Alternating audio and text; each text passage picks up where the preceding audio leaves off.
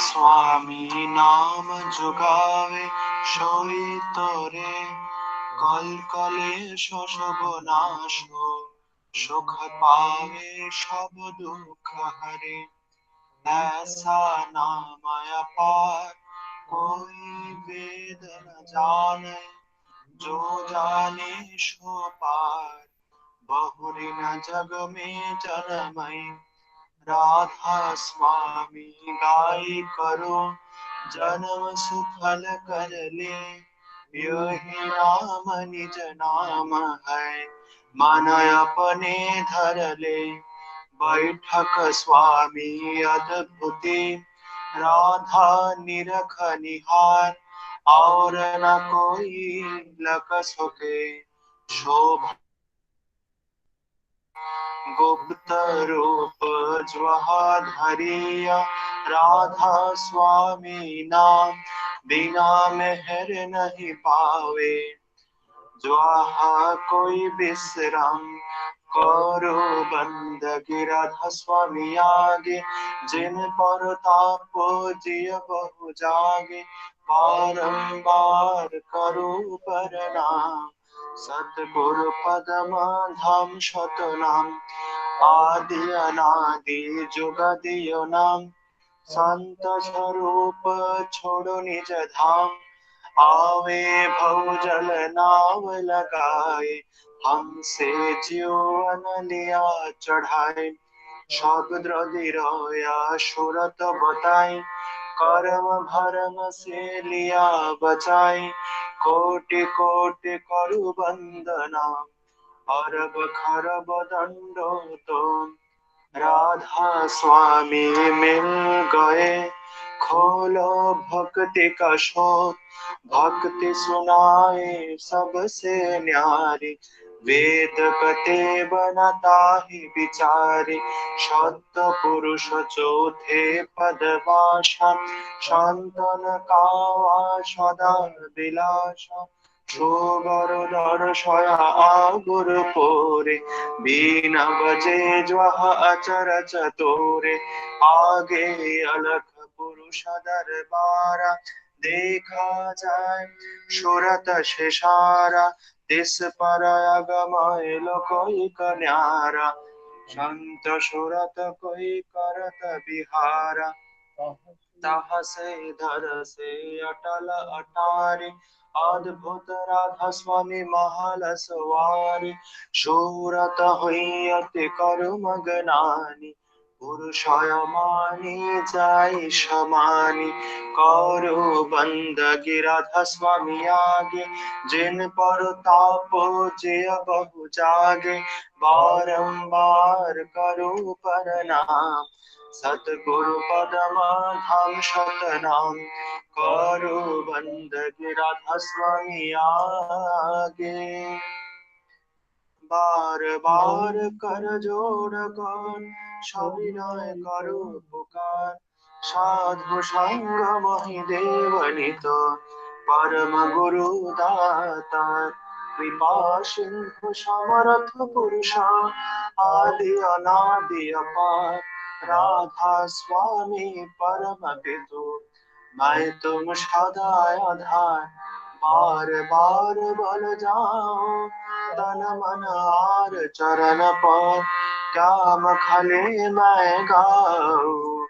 मेहर करी जस कृपा करो धन्य धन्य गुरुदेवा दया सिंधु पुराण धनी नीत करो तुम सेव अचल भक्ति महि देव हे प्रभु दीन अधीन नाथ हाथ हाथ मान करो अब राखो नित साथ दीन दयाल कृपा निधि काम क्रोध मद लोभा स्व विधि अवगुण हार मैं प्रभु राखो मेरे लाजो तुम द्वारे अब मैं पड़ा राधा स्वामी गुरु समर्थ तुम बिन और न दूसरा अब करो दया परत कसो तुम द्वारे अत विलंब क्यों दया करो मेरे साईया, देव प्रेम की दान, दुख सुख कुछ बेटे नहीं, छोटे स्वभाव कृपा। दया करो मेरे साईया, देव प्रेम की दान, दुख सुख कुछ बेटे नहीं, छोटे स्वभाव कृपा। बार बार कर जोड़ कर সবিনয় করো উপকার, সাধু সঙ্গ মহিদেব নিত পরম গুরু দাতার, সাধু সঙ্গ মহিদেব নিত পরম পিতা দাতার। गुरुर् ब्रह्मा गुरुर्विष्णु गुरुर्देव महेश्वर, गुरुरेव परं ब्रह्म तस्मै श्री गुरवे नमः। अखण्डमण्डलाकारं व्याप्तं येन चराचरं तत्पदं दर्शितं येन तस्मै श्री गुरवे नमः। अज्ञानतिमिरञ्जस्य ज्ञानाञ्जनशलाकया चक्षुरुन्मीलितं येन तस्मै श्री गुरवे नमः। स्थावरं जङ्गमं व्याप्तं येन कृत्स्नं चराचरं तत्पदं दर्शितं येन तस्मै श्री गुरवे नमः। चिद्रूपेण परिव्याप्तं त्रैलोक्यं सचराचरं तत्पदं दर्शितं येन तस्मै श्री गुरवे नमः। न गुरुरधिगं तत्त्वं न गुरुरधिगं तपो, तत्त्वज्ञानपरमो नास्ति तस्मै श्री गुरवे नमः। मन्नाथ श्री जगन्नाथ मद्गुरु श्री जगद्गुरु मदात्मा सर्वबुधात्मा तस्मै श्री गुरुवे नमः। गुरुरादिरनादिश्च गुरु परमो दैवतं, गुरु परतरं नास्ति तस्मै श्री गुरवे नमः। ब्रह्मानन्दं परमसुखदं केवलं ज्ञानमूर्तिं, नन्दातीतं गगनसदृशं तत्त्वमस्वाखिलक्ष्यम्, एकं नित्यं मलमाचलं सर्वधी साक्षिभूतं, भवातीतं त्रिगुणरहितं सद्गुरुं त्वां नमामि, सद्गुरुं त्वां नमामि, सद्गुरुं त्वां नमामि।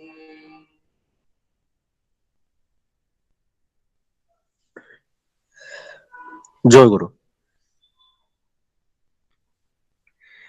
এখন নামের সময়।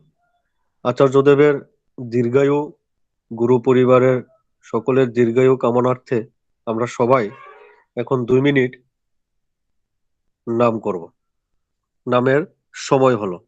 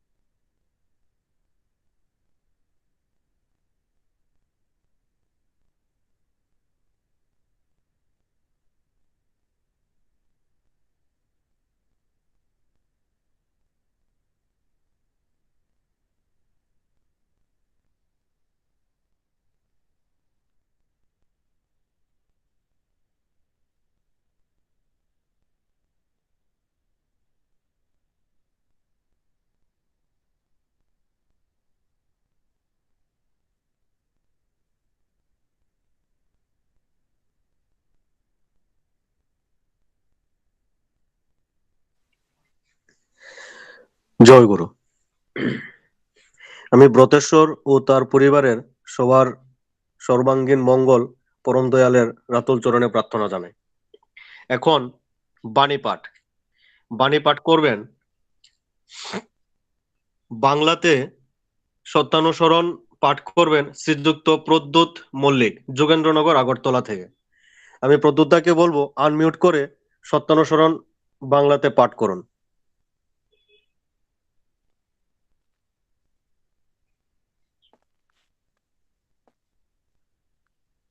জয়গুরু শোনা যাচ্ছে? জয়গুরু। আগে জয়গুরু। ঠাকুরের শ্রীহস্তলিখিত সত্যানুসরণ গ্রন্থ থেকে কিছুটা অংশ পাঠ করছি। একটা চাইতে গিয়ে 10টা চেয়ে বসো না, একই যাতে চরম হয় তাই করো, সকলগুলিই পাবে। জীবনকে যেভাবে বলি দেবে নিশ্চয়ই তেমনতর জীবন লাভ করবে।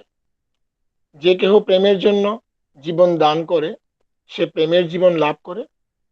উদ্দেশ্যে অনুপ্রাণিত হও আর প্রশান্ত চিত্তে সমস্ত সহ্য করো, তবেই তোমার উদ্দেশ্য সফল হবে। ওং স্বস্তি স্বস্তি স্বস্তি। জয়গুরু। জয়গুরু। আমি এখন আমাদের সবার আদরের প্রতিমকে বলবো ইংরেজিতে জয়গুরু। জয়গুরু প্রতিম। সত্যানুসরণ। Out for one, don't ask for 10. Try perfectly for the one, you shall get all. Surely you will gain life in the manner in which you give it. He who lives his life for love gains a life of love. Be inspired by your purpose and with sense mind, for we are all. Then only shall your purpose be fulfilled. Jai Guru. জয়গুরু। জয়গুরু। জয়গুরু। জয়গুরু। প্রতিম জয়গুরু, শুভ জন্মদিন। ঠাকুরের কাছে প্রার্থনা করি তুমি ঠাকুরের হয়ে ওঠো, দীর্ঘায়ু হোক তোমার, তুমি এরকম ভাবে ঠাকুরের কাজ করে যাও। এখন নারীর নীতি পাঠ করবেন। জয় গুরু। জয়গুরু। এখন নারীর নীতি পাঠ করবেন শ্রীমতী শিপ্রা সরকার, সৎসঙ্গ উপযোজনা কেন্দ্র, ফুটামাটি। আমি শিপ্রাদিকে বলবো আপনি আনমিউট করে নারী নীতি পাঠ করুন। জয়গুরু। জয়গুরু। পরম প্রেমময় শ্রী ঠাকুর অনুকূলচন্দ্রের নিজ হস্তলিখিত নারী নীতি থেকে কিছুটা অংশ পাঠ করছি।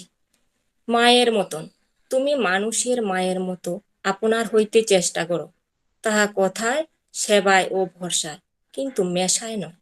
দেখিবে কতই তোমার হইয়া যাইতেছে। বাণী সংখ্যা 1। জয়গুরু।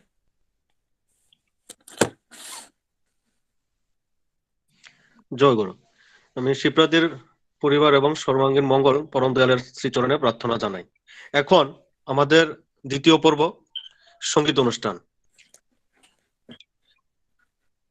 সবার প্রথমে যিনি গান করবেন শ্রীমতী জুনুরানী ভৌমিক, সৎসঙ্গ উপযোজনা কেন্দ্র 4, সৎসঙ্গ কেন্দ্র চেলাগাং। আমি জুনুরানী ভৌমিককে বলবো আনমিউট করে আপনার সঙ্গীত পরিবেশন করুন।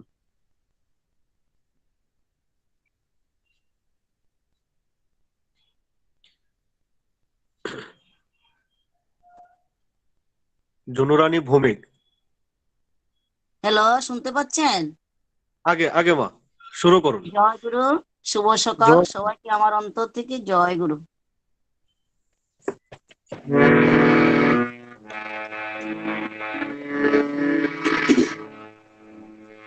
সুন্দর ভুবনে তুমি ভগবান, তুমি ভগবান, তুমি ভগবান। সুন্দর ভুবনে তুমি ভগবান, তুমি ভগবান। ভগবান আমার কেউ নাই তাই তোমার জানাই আমার কেউ নাই তাই তোমার জানাই তুমি মোর জীবন তুমি মোর প্রাণ সুন্দর ভুবনে তুমি ভগবান তুমি ভগবান তুমি ভগবান তুমি ভগবান আমার কেউ নাই তাই তোমার জানাই আমার কেউ নাই তাই তোমার জানাই তুমি মোর জীবন তুমি মোর প্রাণ সুন্দর ভুবনে তুমি ভগবান তুমি ভগবান তুমি ভগবান যার কেউ নাই তুমি নাকি তাই অকুল সংসার মাঝে দিয়াছি সাতার যার কেউ নাই তুমি নাকি তাই অকুল সংসার মাঝে দিয়াছি সাতার পাবই পাবই গো দেখাতি তোমার পাবই পাবই গো দেখাতি তোমার জ্বলন্ত অগ্নিপদে করুণা নিধান পাবই পাবই গো দেখাতি তোমার জ্বলন্ত অনন্ত দে করুণা নিধান সুন্দর ভুবনে তুমি মোর তুমি ভগবান তুমি ভগবান গো তুমি ভগবান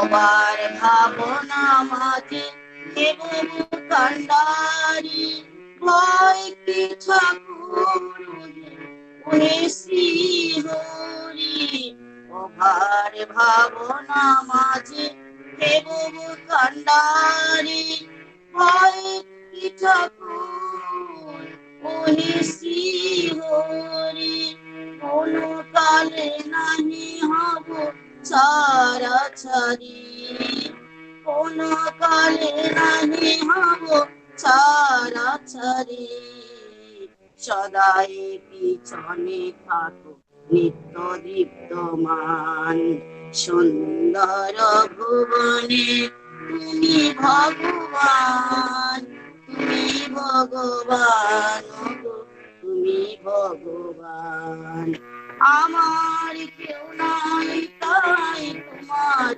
জানাই আমার কেউ নাই তাই তোমার জানাই তুমি মোর জীবন তুমি মোর প্রাণ সুন্দর ভুবনে তুমি ভগবান তুমি ভগবান তুমি ভগবান জয় গুরু জয় গুরু। আমি শিবরামার পারিবারিক সকলের মঙ্গল প্রার্থনা পরম দয়ালের রাতুল চরণে নিবেদন জানাই। ঝুনুরানী ভৌমিক মা জুনুরানী ভৌমিক মা ক্ষমা করে দেবেন। এখন ইষ্ট প্রসঙ্গ করবেন শ্রীযুক্ত ধ্রুবরঞ্জন ধর, সৎসঙ্গ উপযোজনা 81 উদয়পুর থেকে। আমি ধ্রুব কাকুকে বলবো আনমিউট করে আপনার আলোচনা শুরু করুন। জয় গুরু। জয় গুরু কাকু। শোনা যাচ্ছে? আগে আগে। বন্দে পুরুষোত্তম। পরম দয়াল শ্রী শ্রী ঠাকুর আমার পরমারাধ্যা জগজ্জননী শ্রী শ্রী পরমা, পরম পূজ্যপাদ শ্রী শ্রী বরদা, পরম পূজ্যপাদ আচার্য দেব শ্রী শ্রী দাদা, পরম পূজ্যপাদ শ্রী শ্রী বাবাই দাদা, পরম পূজ্যপাদ শ্রী শ্রী অবিন্দ দাদার রাতুল চরণে আমার আভূমি প্রণাম। আজকের এই শুভ দিনে আমরা এই প্রভাতী সৎসঙ্গে, অনলাইন সৎসঙ্গে মিলিত হয়েছি এবং আমাকে এই গোমতী ডিস্ট্রিক্টের পক্ষ থেকে ইষ্ট আলোচনা করার জন্য আহ্বান জানানো হয়েছে। আমি অত্যন্ত কৃতার্থ, কিন্তু বুক ধড়ফড় করছে। কি বলবো, বলতে গেলে করা লাগে, করাই পাওয়ার জন্য নি, না করে যে পেতে চায় দুঃখ তার পিছে ধায়। তো আমার ভয় হয় এমন কিছু বলে ফেলি যেটা আমার করা নেই। তাই শ্রী শ্রী ঠাকুরের চরণে আমি বিনতি জানাচ্ছি, আমি নিবেদন করছি ঠাকুর যেন আমাকে ক্ষমা করে দেন। শ্রী শ্রী ঠাকুর আমরা জানি শুভ তালনবমী তিথিতে এ ধরাধামে আবির্ভূত হয়েছিলেন এবং আবির্ভাব মুহূর্ত থেকেই তিনি লীলা করে গেছেন। ওনার জন্ম মুহূর্তে ওনার দিব্য তনু থেকে যে আলোর ছটা বেরিয়ে পড়েছিল, সেই আলোতে জগৎ উদ্ভাসিত হয়েছিল। শ্রী শ্রী ঠাকুরের যখন মুখে ভাত হবে, খুব ধুমধাম করে মুখে ভাত অনুষ্ঠান হয়েছিল। সেক্ষেত্রে একটা নিয়ম ছিল যে মুখে ভাতের পর সেখানে টাকা স্পর্শ করাতে হয়, কিন্তু শিশু তা কিছুতেই স্পর্শ করলো না, হাত পেতে গ্রহণ করলো মাটি। তাই আমরা দেখি এই ভাগবত মহাত্যাগী মহাপুরুষের এভাবেই শুভ সূচনা হলো। একদিন বালক অনুকূল, তার পাটা কেটে গেছে, দর দর করে রক্ত পড়ছে, যন্ত্রণায় কাঁদতে ইচ্ছে হচ্ছে। ভাবছে এতটা পথ হেঁটে কিভাবে স্কুলে যাব। সে কথা তিনি ভাবছেন। মা দেখে বললেন, ও কিছু না, যা স্কুলে যা। সব বালক অনুকূলের মনে হলো তাই তো, আর যেন জ্বলছে না। এই যে অনুভূতি, মায়ের লঘুবোধের সঙ্গে সঙ্গে লাঘব হয়ে গেল তার যন্ত্রণা। তিনি যেন ব্যথার মধ্যে একটা প্রলেপ অনুভব করলেন। মায়ের কথা কখনো মিথ্যে হতে পারে না। মায়ের প্রতি তার গভীর বিশ্বাস, এই বিশ্বাস নিয়েই কিন্তু তিনি অঙ্ক পরীক্ষা দিতে গিয়েছিলেন। যদিও বা তিনি ছিলেন একটু চঞ্চল, তিনি খেলাধুলা নিয়ে ব্যস্ত ছিলেন, তাই যেদিন পরীক্ষা দিতে যাবেন সেদিন কিন্তু তিনি অঙ্ক করছিলেন না। মা ভৎসনা করেছিলেন, রেগে গিয়ে বলেছিলেন যে আজকে তোর একটা অঙ্ক হবে না। তো তিনি তো যথাসময়ে অঙ্ক পরীক্ষা দিতে গেলেন, প্রশ্নপত্র পেলেন, দেখেন সমস্ত অঙ্কগুলোই ওনার জানা, তিনি সবগুলো অঙ্ক জানা। তিনি তো খুব খুশি, অঙ্কগুলা দিয়ে দেবেন। যেই অঙ্ক করতে যাবেন মনে পড়ে গেল মায়ের সে কথা, তোর আজকে একটা অঙ্ক হবে না। তিনি, তার চোখ দিয়ে অশ্রুধারা ঝরে যাচ্ছে, তিনি কাঁদছেন। মাস্টার মশাই ভাবছেন সে আজকে অঙ্ক দিতে পারবে না, অঙ্কগুলো তার জানা নেই। কিন্তু তিনি তো কি করে বলবেন? তিনি কি অঙ্কগুলা পুরো করে দেবেন? তাহলে তো মায়ের কথা মিথ্যে হয়ে যাবে। মায়ের কথা কখনো মিথ্যে হতে পারে না, এই ছিল মায়ের প্রতি গভীর বিশ্বাস। তাই তিনি খালি অঙ্ক খাতাটা দিয়েই চলে আসলেন। আমরা দেখি সেই শিশুকাল থেকে তিনি লীলা করে গেছেন। তিনি বিদ্যালয়ে গেছেন, প্রচন্ড ঝড় বৃষ্টি, চারদিক যেন প্রলয় চলছে, আর তিনি তার পড়া চালিয়ে যাচ্ছেন। এমন সময় হঠাৎ তার মধ্যে একটা উৎকণ্ঠা, একটা চাঞ্চল্য লক্ষ্য করা গেল। তিনি সঙ্গে সঙ্গে স্যারকে বললেন, স্যার আমার এক্ষুনি বাড়ি যেতে হবে। তখন স্যার বললেন, এই প্রলয়, এই বৃষ্টির মধ্যে তুমি কি করে বাড়ি যাবে? আমার যে যেতেই হবে। তো প্রধান শিক্ষকের কাছে নিয়ে যাওয়া হলো। প্রধান শিক্ষক জানেন কোনো কারণ ছাড়া যে বালক তো বাড়ি যেতে চাইবে না, তাই তিনি সঙ্গে একজন শিক্ষককে দিলেন। শিক্ষককে নিয়ে তিনি চলেছেন। কিছুটা যাওয়ার পর বলেন স্যার আপনাকে আর যেতে হবে না, আমি তো এখন বাড়ির কাছে এসেছি, আমি এখনই যেতে পারবো। তারপর তিনি সেই চলে গেলেন, খুব দ্রুত চলে গেলেন সেই নয়নজুলা নদীর পাড়ে। ওখানে গিয়ে দেখলেন একজন বৃদ্ধ মুসলিম, সেই মৃত্যু যন্ত্রণায় ছটফট করছে, আস্তে আস্তে যেন নয়নজুলি নদীতে তলিয়ে যাচ্ছে, প্রাণবায়ু যেন বেরিয়ে যাচ্ছে। তিনি তখন তাকে নিজের শক্তি দিয়ে ওনাকে সেখান থেকে উঠিয়ে এনে তিনি প্রাণ রক্ষা করলেন। এভাবে আমরা শিশুকালে থেকেই দেখি তিনি লীলা করে চলেছেন। আমরা জানি, আমরা ইষ্টের আরাধনা করি, ইষ্ট মানেই হচ্ছে মঙ্গল। শ্রী শ্রী ঠাকুর আচার্য পরম্পরায় লীলা করে চলেছেন। ইষ্ট, আমাদের ইষ্ট হচ্ছেন গুরু পুরুষোত্তম, আর প্রতীক হচ্ছেন গুরু বংশধর। তাই তো ঠাকুর বললেন, ইষ্ট গুরু পুরুষোত্তম, প্রতীক গুরু বংশধর, রেত শরীরে সুপ্ত থেকে জ্যান্ত তিনি নিরন্তর। তো এভাবে তিনি শ্রী শ্রী ঠাকুর আচার্য পরম্পরার মধ্য দিয়ে 133 বৎসর ধরে লীলা করে চলেছেন। তিনি তার জ্যেষ্ঠ আত্মজ শ্রী শ্রী বর্দাকে রেখে গেছেন। শ্রী শ্রী বর্দা, যাকে শ্রী শ্রী ঠাকুর বলতেন, আমি আর বড় খোকা, টাকার এপিঠ আর উপিঠ। তিনি ছিলেন জীবন্ত সত্যানুসরণ। শ্রী শ্রী ঠাকুর মাত্র 22 বছর বয়সে এক ভক্তের আহ্বানে সাড়া দিয়ে লিখেছিলেন এক নিশীতে। তো সেই সত্যানুসরণের ব্যাখ্যা চলছিল। কেন আমি সত্যানুসরণ লিখলাম? শ্রী শ্রী বর্দা পাশ দিয়ে যাচ্ছিলেন আর তা শুনছিলেন। শ্রী শ্রী ঠাকুরকে এক একজন ভক্ত এক একভাবে বলছিলেন জগতের মঙ্গলের জন্য, মানব কল্যাণের জন্য, কিন্তু ঠাকুরের মনোপুত হচ্ছিল না। তাই যখন তার আদরে বড় খোকা পাশ দিয়ে যাচ্ছিলেন, তখন শ্রী শ্রী ঠাকুর জিজ্ঞেস করলেন, হ্যাঁ রে বড় খোকা, এই যে সত্যানুসরণ লিখলাম, কার জন্য লিখলাম? শ্রী শ্রী বর্দা তখন নতজানু হয়ে বলেছিলেন, আজ্ঞে আমার জন্য। তিনি সত্যানুসরণকে আপন করে নিতে পেরেছিলেন। তাই তো জীবন্ত সত্যানুসরণ তিনি। আমরা সেই সত্যানুসরণের একটি বাণীকেও যদি হৃদয়ে প্রতিফলিত করতে চেষ্টা করি, আমাদের জীবন পাল্টে যাবে। আমরা শ্রী শ্রী ঠাকুরের হয়ে উঠতে পারবো।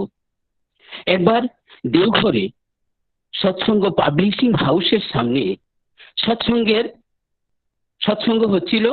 সৎসঙ্গের তদানীন্তন সম্পাদক ননীগোপাল চক্রবর্তী ইষ্ট প্রসঙ্গ করছিলেন। প্রসঙ্গের মধ্য দিয়েই হঠাৎ একটা উক্তি তার কাছ থেকে বেরিয়ে এলো, ভাই ঠাকুরের কথা আর কি বলবো, তার ছেলের কথা বলেই শেষ করা যায় না। ঠিক তাই, শ্রী শ্রী বর্দা ঠাকুরকে আপন করে নিতে পেরেছিলেন। সেটা তার সেই জন্ম মুহূর্ত থেকেই শুরু হয়ে গিয়েছিল। বালক শ্রী শ্রী বর্দা 5 বছর মাত্র বয়স, তাকে খুঁজে পাওয়া যাচ্ছে না। তখন বাড়ির সবাই তখন ছুটাছুটি করছে, খবরটা পৌঁছে গেল ঠাকুরের কাছে। ঠাকুর তখন জানেন তার আদরের বড় খোকা কোথায় আছে। তিনি সেই নিভৃত স্থান থেকে তার আদরের বড় খোকাকে গিয়ে উদ্ধার করলেন। বড় খোকা নামধেন করছে, তার শরীরে পিপিলিকা ধরে গেছে, বয়স মাত্র তার 5 বছর। এভাবে সেই আচার্য পরম্পরার মধ্যে শ্রী শ্রী ঠাকুর করে করিয়ে দেখিয়ে গেছেন কিভাবে আমাদের চলতে হবে। আচার্যদেব শ্রী শ্রী দাদা মাঝে মাঝে ঠাকুর তাকিয়ে থাকতেন, সেই দিকে তাকিয়ে থাকতেন। যখনই নির্দেশ দাদু ভাইয়ের উপর অর্পিত হতো সঙ্গে সঙ্গে এক লহমায় করে দিতেন।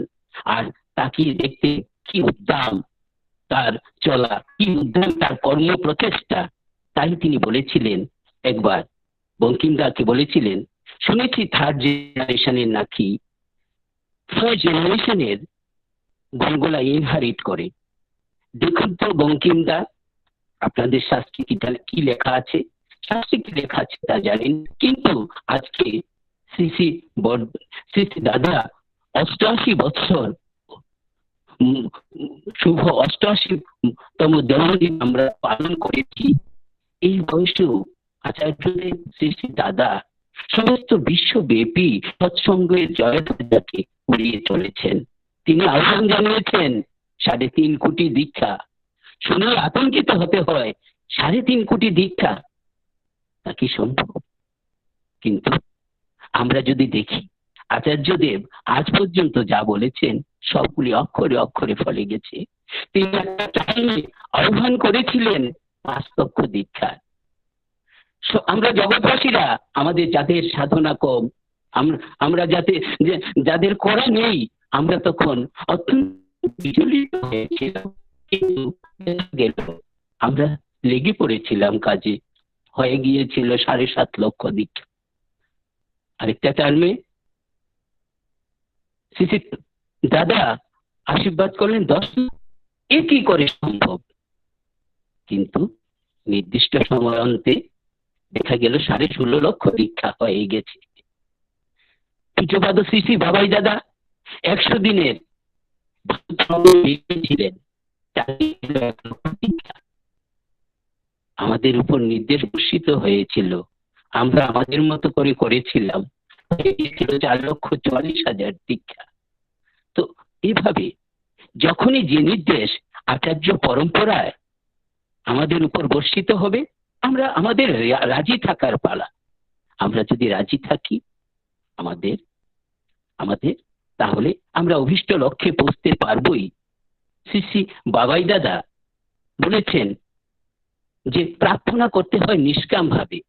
আমরা যখন অন্যের জন্য কোনো কিছু প্রার্থনা করি সেটাকেই নিষ্কাম প্রার্থনা বলে। একবার একটা ঘটনা বলে আমি আমার আলোচনা শেষ করব। একবার রাজা সবাই বসে আছেন আর সবাইকে বলছেন, তোমাদের কার কি দাবি আছে আমাকে বলো, আমি সেটাকে পূরণ করার চেষ্টা করব। প্রত্যেকেই যার যার মতো করে চাইছে, আর রাজা পারিতোষিক দিয়ে তাদেরকে সন্তুষ্ট করছেন। সব শেষ হয়ে গেল, দেখা গেল সেই দারোয়ানটা সে তো কিছু চাইছে না। তিনি তখন তাকে আহ্বান করলেন, তোমার কি দাবি আছে বলো, কি দাবি আছে তোমার? তিনি দারোয়ান বললেন, আমি আর কি চাইবো, আমি তো সবই পেয়েছি, আপনাকে পেয়েছি। না, তারপরেও কিছু চাও? ঠিক আছে, আপনি যদি অনুগ্রহ করে আমার বাড়িতে একটু পদধূলি দেন। সঙ্গে সঙ্গে মন্ত্রীবরকে নির্দেশ দেওয়া হলো, ওর বাড়িতে যাওয়ার ব্যবস্থা করো। মন্ত্রী বললেন, ওর বাড়িতে যাবেন কিভাবে, রাস্তাই তো নেই। ঠিক আছে, রাস্তা বানিয়ে দাও। রাস্তা হয়ে গেল। তো এবার মন্ত্রীকে বললেন, চলো। তো কি করে যাবেন, ওর তো ঘর দূর নেই। তো মন্ত্রীকে নির্দেশ দেওয়া হলো, ওর ঘর বানিয়ে দাও। হয়ে গেল ঘর। তো ওর বাড়িতে যে যাবেন, ও তো স্ত্রী নেই, ও তো বিয়ে করেনি। তো ঠিক আছে, দেখে সুন্দর দেখে বিয়ে করিয়ে দাও। হয়ে গেল বিয়ে। এরপর রাজা সেই বাড়ি দর্শনে গেলেন। এভাবে আমরা চাইতে জানি না। এই যে শ্রীরামকৃষ্ণের কাছে যখন স্বামী বিবেকানন্দ গেলেন, বললেন মায়ের কাছে যা। মায়ের কাছে ঘুরে আসার পর বললেন, কি চেয়েছিস? সে বলল, না কিছু তো চাইতে পারিনি। ঠিক তাই, চাইতে যাবি কেন? চাইলে যে কম পড়ে যাবে। আমরা চাইতে জানি না। আমরা অত্যন্ত ভাগ্যবান, আমরা শ্রী শ্রী ঠাকুরের চরণে আশ্রয় নিতে পেরেছি। আমরা শ্রী শ্রী ঠাকুরকে পেয়েছি। আচার্যদেব শ্রী শ্রী দাদা পূজ্যপাদ শ্রী শ্রী বাবাইদাকে অনুসরণ করে চলার কথা বলেছেন। বাবাই বাকসিদ্ধ, ও যা বলে তাই হয়ে যায়। তো সেই যে আমরা পরম ভাগ্যবান যে বারবার পূজ্যপাদ শ্রী শ্রী দাদা, পূজ্যপাদ শ্রী শ্রী বাবাইদা ত্রিপুরার কথা বলেন এবং ত্রিপুরাকে স্বর্গরাজ্য বানানোর কথা বলেন। সেটা সম্ভব, সেটা আপনার আমার করার মধ্য দিয়েই সম্ভব। আজকে এই ধরাধামে স্বর্গরাজ্য করে দিতে চাইছেন। তাই আচার্যদেব শ্রী শ্রী দাদা প্রচলন করলেন এই সৎসঙ্গ উপযোজনা কেন্দ্রের। এটা যে শ্রী শ্রী ঠাকুর যে সৎসঙ্গ আন্দোলনের সৃষ্টি করেছিলেন তার যেন পরিপূর্ণ রূপ হচ্ছে সেই সৎসঙ্গ উপযোজনা কেন্দ্র। আমরা দেখি এই উপযোজনা কেন্দ্রের মধ্য দিয়ে দিন দিন ইষ্টভীতির সংখ্যা বেড়ে চলেছে, দিন দিন দীক্ষার সংখ্যা বেড়ে চলেছে। তাই বিশ্বাস জাগে যে আচার্যদেব শ্রী শ্রী দাদা যে 3.5 কোটি দীক্ষার আহ্বান জানাচ্ছেন, সেটা আপনার আমার করার মধ্য দিয়ে সেটা লক্ষ্যে আমরা বুঝতে পারবো। আমরা ঠাকুরকে পেয়েছি, এইরকম জীবন্ত আদর্শকে আমরা পেয়েছি যিনি তিনি এমন এক মায়ের ঘরে জন্মগ্রহণ করেছিলেন যে মাকে দেখতে এসেছিলেন বিশ্ববরেণ্য মহাত্মা গান্ধী, এবং সেই ঠাকুর দর্শনের পর শ্রী শ্রী মাতা মনমোহিনী দেবীর তার কর্ম প্রচেষ্টা দেখে তিনি এত মুগ্ধ হয়েছিলেন যে তিনি লিখে গিয়েছিলেন, I have never seen such a masterful lady of personality in my life. এরকম মহিয়সী নারী আমার জীবনে আমি কখনো দেখিনি। আমরা সেই রকম ঠাকুরকে পেয়েছি, আমরা অত্যন্ত সৌভাগ্যবান।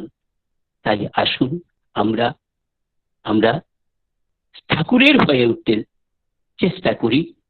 আচার্য পরম্পরায় যে নির্দেশ আমাদের উপর অর্পিত হয়, আমরা সেটা কাটায় করার মধ্য দিয়ে আমরা যেন ঠাকুরের হয়ে উঠতে পারি, আমরা যেন ঠাকুরের চরণতলে লীন হয়ে যেতে পারি।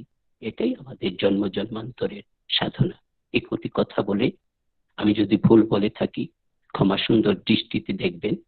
আর বিশিষ্ট বক্তারা ওনারা রয়ে গেছেন, ওনারা বলবেন।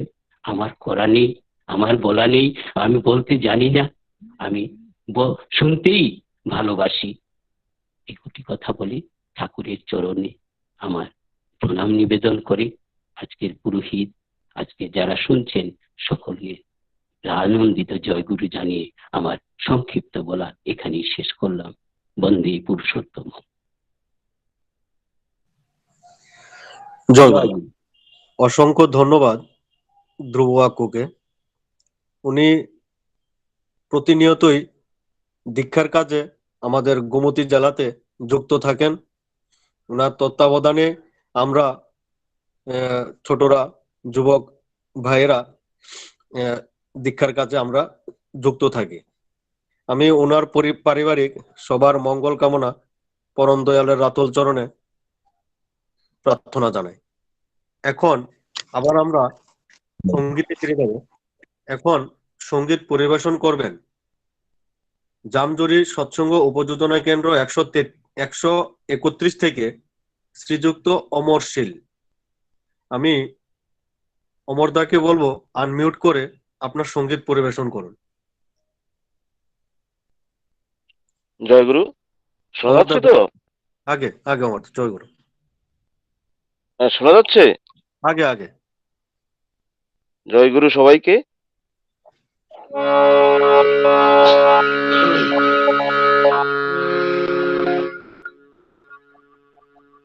তুমি দয়া করো পরম দয়াল ঠাকুর অনুকূল, তুমি প্রভু ভাঙো আমার এ জীবনের ভুল, তুমি প্রভু ভাঙো আমার এ জীবনের ভুল।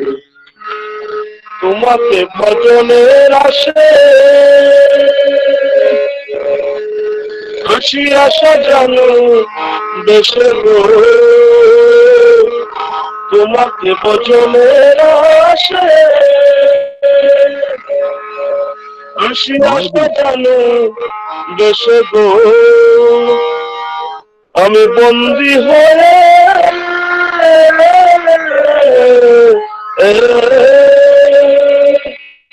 আমি বন্দী হয়ে মায়া আকাশে সেজেছি বাউ তুমি প্রভু ভালো আমার এ জীবনের ভুল তুমি প্রভু ভালো আমার এ জীবনের ভুল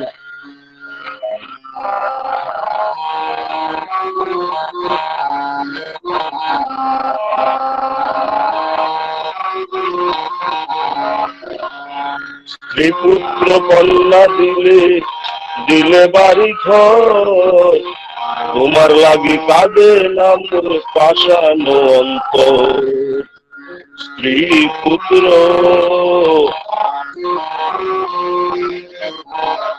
পুত্র কন্যা দিলে দিলে বাড়ি ঘর তোমার লাগি কাঁদে না মোর পাষানো অন্তর যেন দুঃখী থাকে তোমার প্রতি ওই সবাই ভীতি গো ভক্তি থাকে তোমার প্রতি আমি করি সবাই ভীতি গো আমার কাছে যেন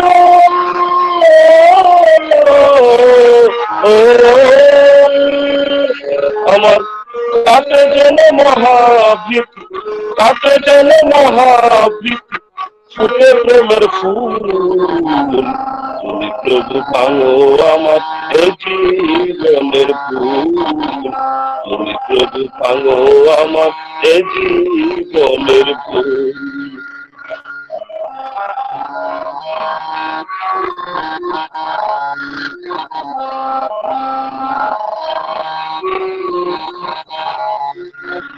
তুমি প্রভু পুরুষোত্তম পরম দয়াল দয়া করে ধরো প্রভু ভাঙা করি ভালো তুমি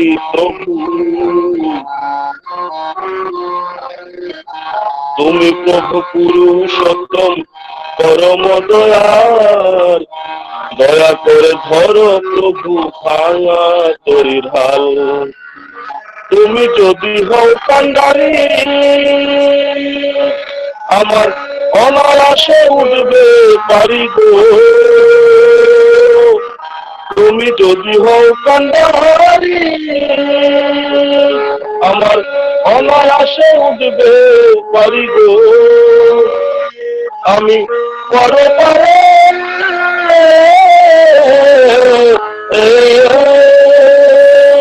আমি পরে পারে যেতে পারি পরে পারে যেতে পারি অকুল পাই তুমি প্রভু ভালো আমার এই জীবনের ফুল তুমি প্রভু ভালো আমার এই জীবনের ফুল তুমি প্রভু ভালো আমার এই জীবনের ফুল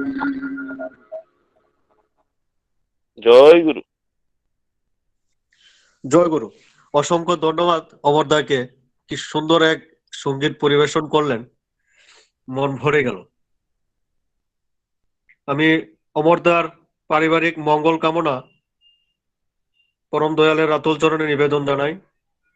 অমরদা এইভাবে আমাদের সুন্দর সুন্দর গান শুনিয়ে যাক। এখন আমরা আবার ইষ্ট প্রসঙ্গে চলে যাব। এখন ইষ্ট প্রসঙ্গ করবেন সুদূর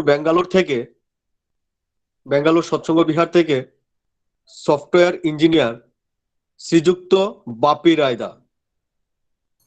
শ্রীযুক্ত বাপিদাকে বলবো আনমিউট করে ঠাকুরের অমৃত কথা আমাদের শোনান। জয় গুরু দাদা, জয় গুরু সবাইকে। জয় গুরু বাপিদা। মদ্গুরু শ্রী জগৎগুরু মদাত্মা সর্বভূতাত্মা তস্मै শ্রী গুরুবে নমঃ। পরম প্রেমময় শ্রী শ্রী ঠাকুর অনুকূল চন্ডীর শ্রীচরণ কমলে আমার ভক্তিপূর্ণ প্রণাম জানাই তারই লীলা সঙ্গিনী জগৎজননী শ্রী শ্রী বড়মা শ্রীচরণ কমলে। পরম পূজ্যপাদ শ্রী শ্রী বরদার শ্রীচরণ কমলে আমার ভক্তিপূর্ণ প্রণাম জানাই। বর্তমান আচার্যদেব শ্রী শ্রী দাদার শ্রীচরণ কমলে আমার ভক্তিপূর্ণ প্রণাম জানাই। বাবাই দাদা সহ ঠাকুর পরিবারের প্রত্যেকে শ্রীচরণ কমলে আমার ভক্তিপূর্ণ প্রণাম জানাই। অনলাইনে উপস্থিত প্রত্যেককে যথাযোগ্য স্থানে আমার প্রণাম, শ্রদ্ধা, ভালোবাসা ও আনন্দিত জয়গুরু। আমি ব্যাঙ্গালোরে থাকি এক কর্মসূত্রে। আমার বাড়ি পশ্চিমবঙ্গের নদিয়া জেলায়। আমি জাস্ট 4 বছর ধরে ব্যাঙ্গালোরে থাকি। আজ আমার দাদা অমিয় রঞ্জন রায়ের বিবাহ বার্ষিকী, সেই উপলক্ষে আমাকে কিছু বলতে বলা হয়েছিল। আমি সেরকম বক্তা নই, আমি সেরকম বলতে পারি না, তো আমি কিছু বলার চেষ্টা করব। উনি যদি কোনো ভুল হয়ে যায় আমাকে ক্ষমা প্রার্থনা করবেন। একদিকে বিজ্ঞানের অভিশাপের ফলে আমরা সবাই আজ গৃহবন্দী। আমরা না পারছি ঘর থেকে বেরোতে, না পারছি মন্দিরে যেতে, না পারছি উন্মুক্তভাবে ঘুরে বেড়াতে। অন্যদিকে বিজ্ঞানের আশীর্বাদের ফলে প্রযুক্তি বিজ্ঞানকে কাজে লাগিয়ে আমরা সবাই অনলাইনে যুক্ত হতে পেরেছি।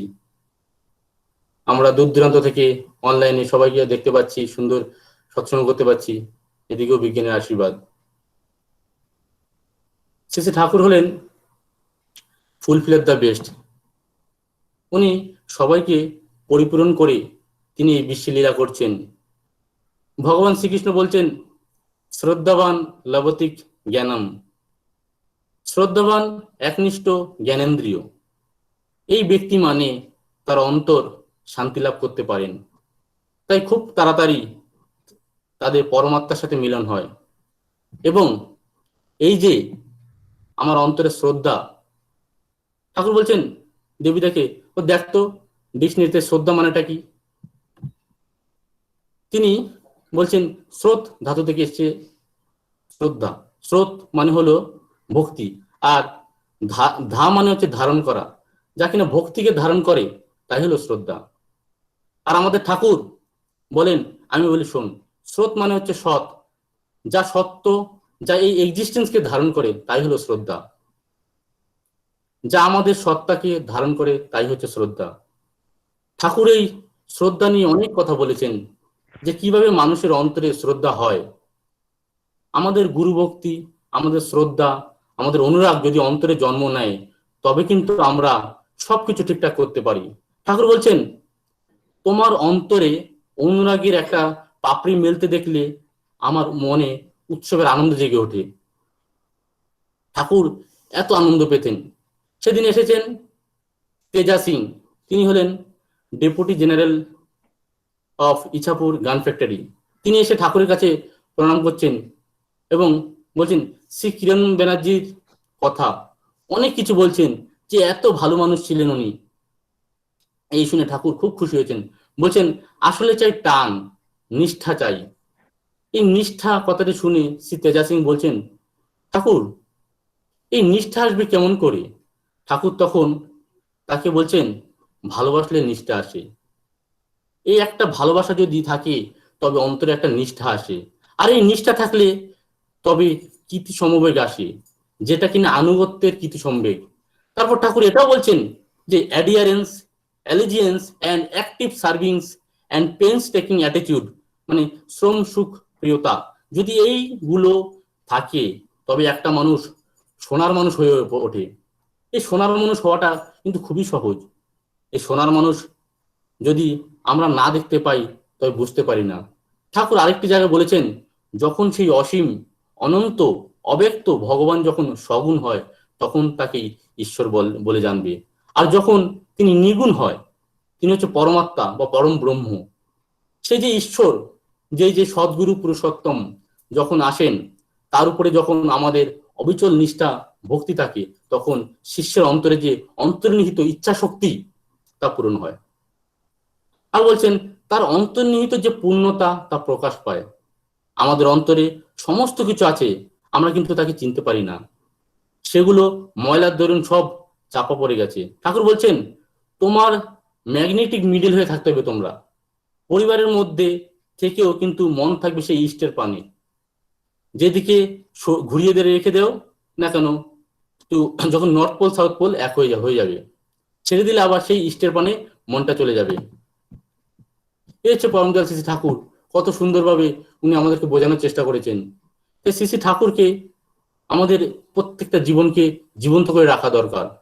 ঠাকুরকে জীবন্ত করে রাখতে গেলে তার জীবনকে আমাদের দৈনন্দিন কর্মের সঙ্গে জড়িত করে রাখা দরকার। একবার শরৎ হালদার দা উনি সৎসঙ্গের প্রেসিডেন্ট, উনি নর্থ ইস্টে যাবেন বক্তৃতা দিতে। শ্রী শ্রী ঠাকুর ওনাকে বলে দিচ্ছেন, যখন তুই বক্তৃতা দিয়ে ফিরবি তখন আমার জন্য তুই বেতাং নিয়ে আসবি। বেতাং কি? বেতাং এক ধরনের শাক।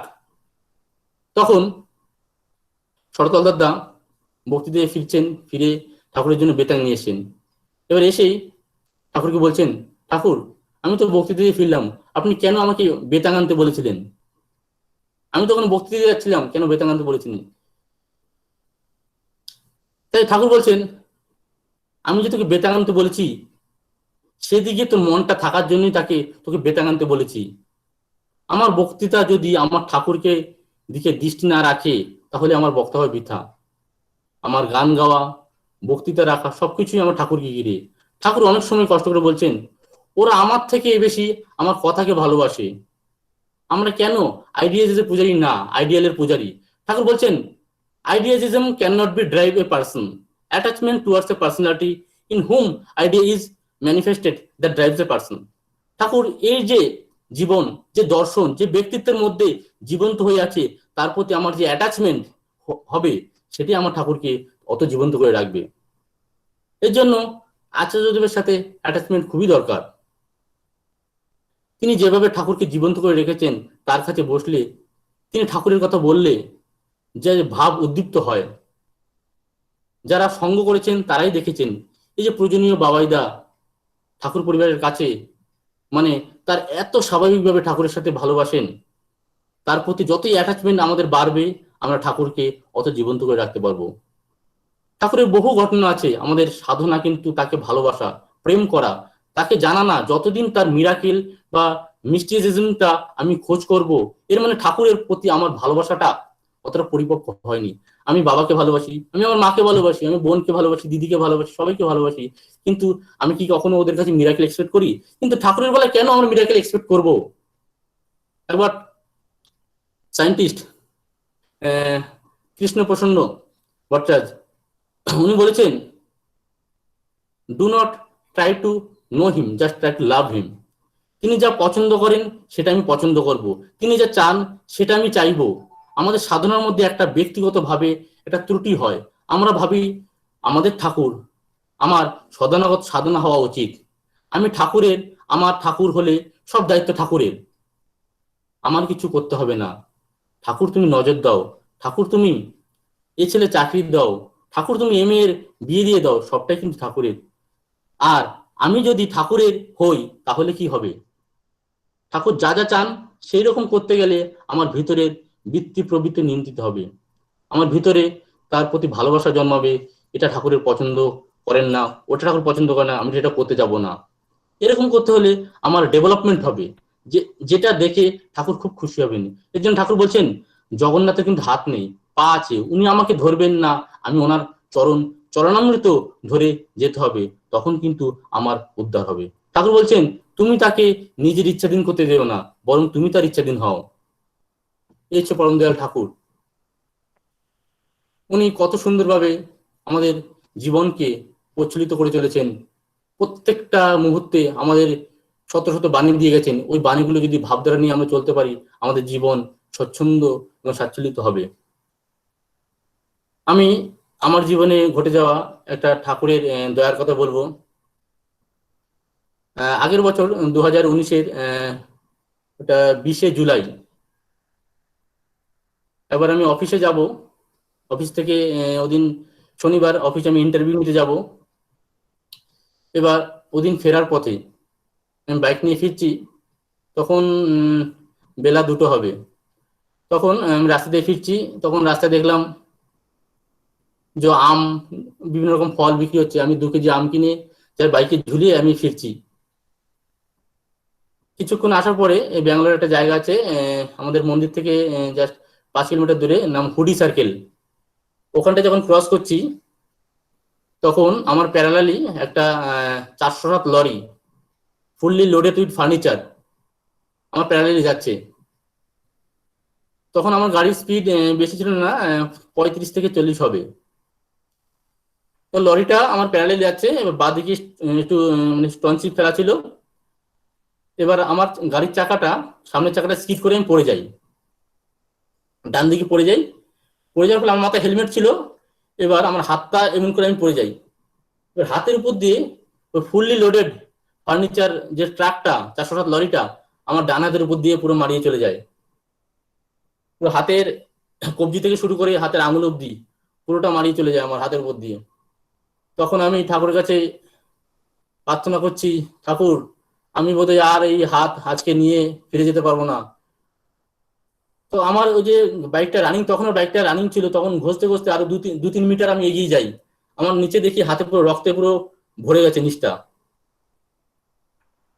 কিছুক্ষণ পরে দেখি লরির ড্রাইভারটা থেমে 1 বোতল জল নিয়ে আসছে।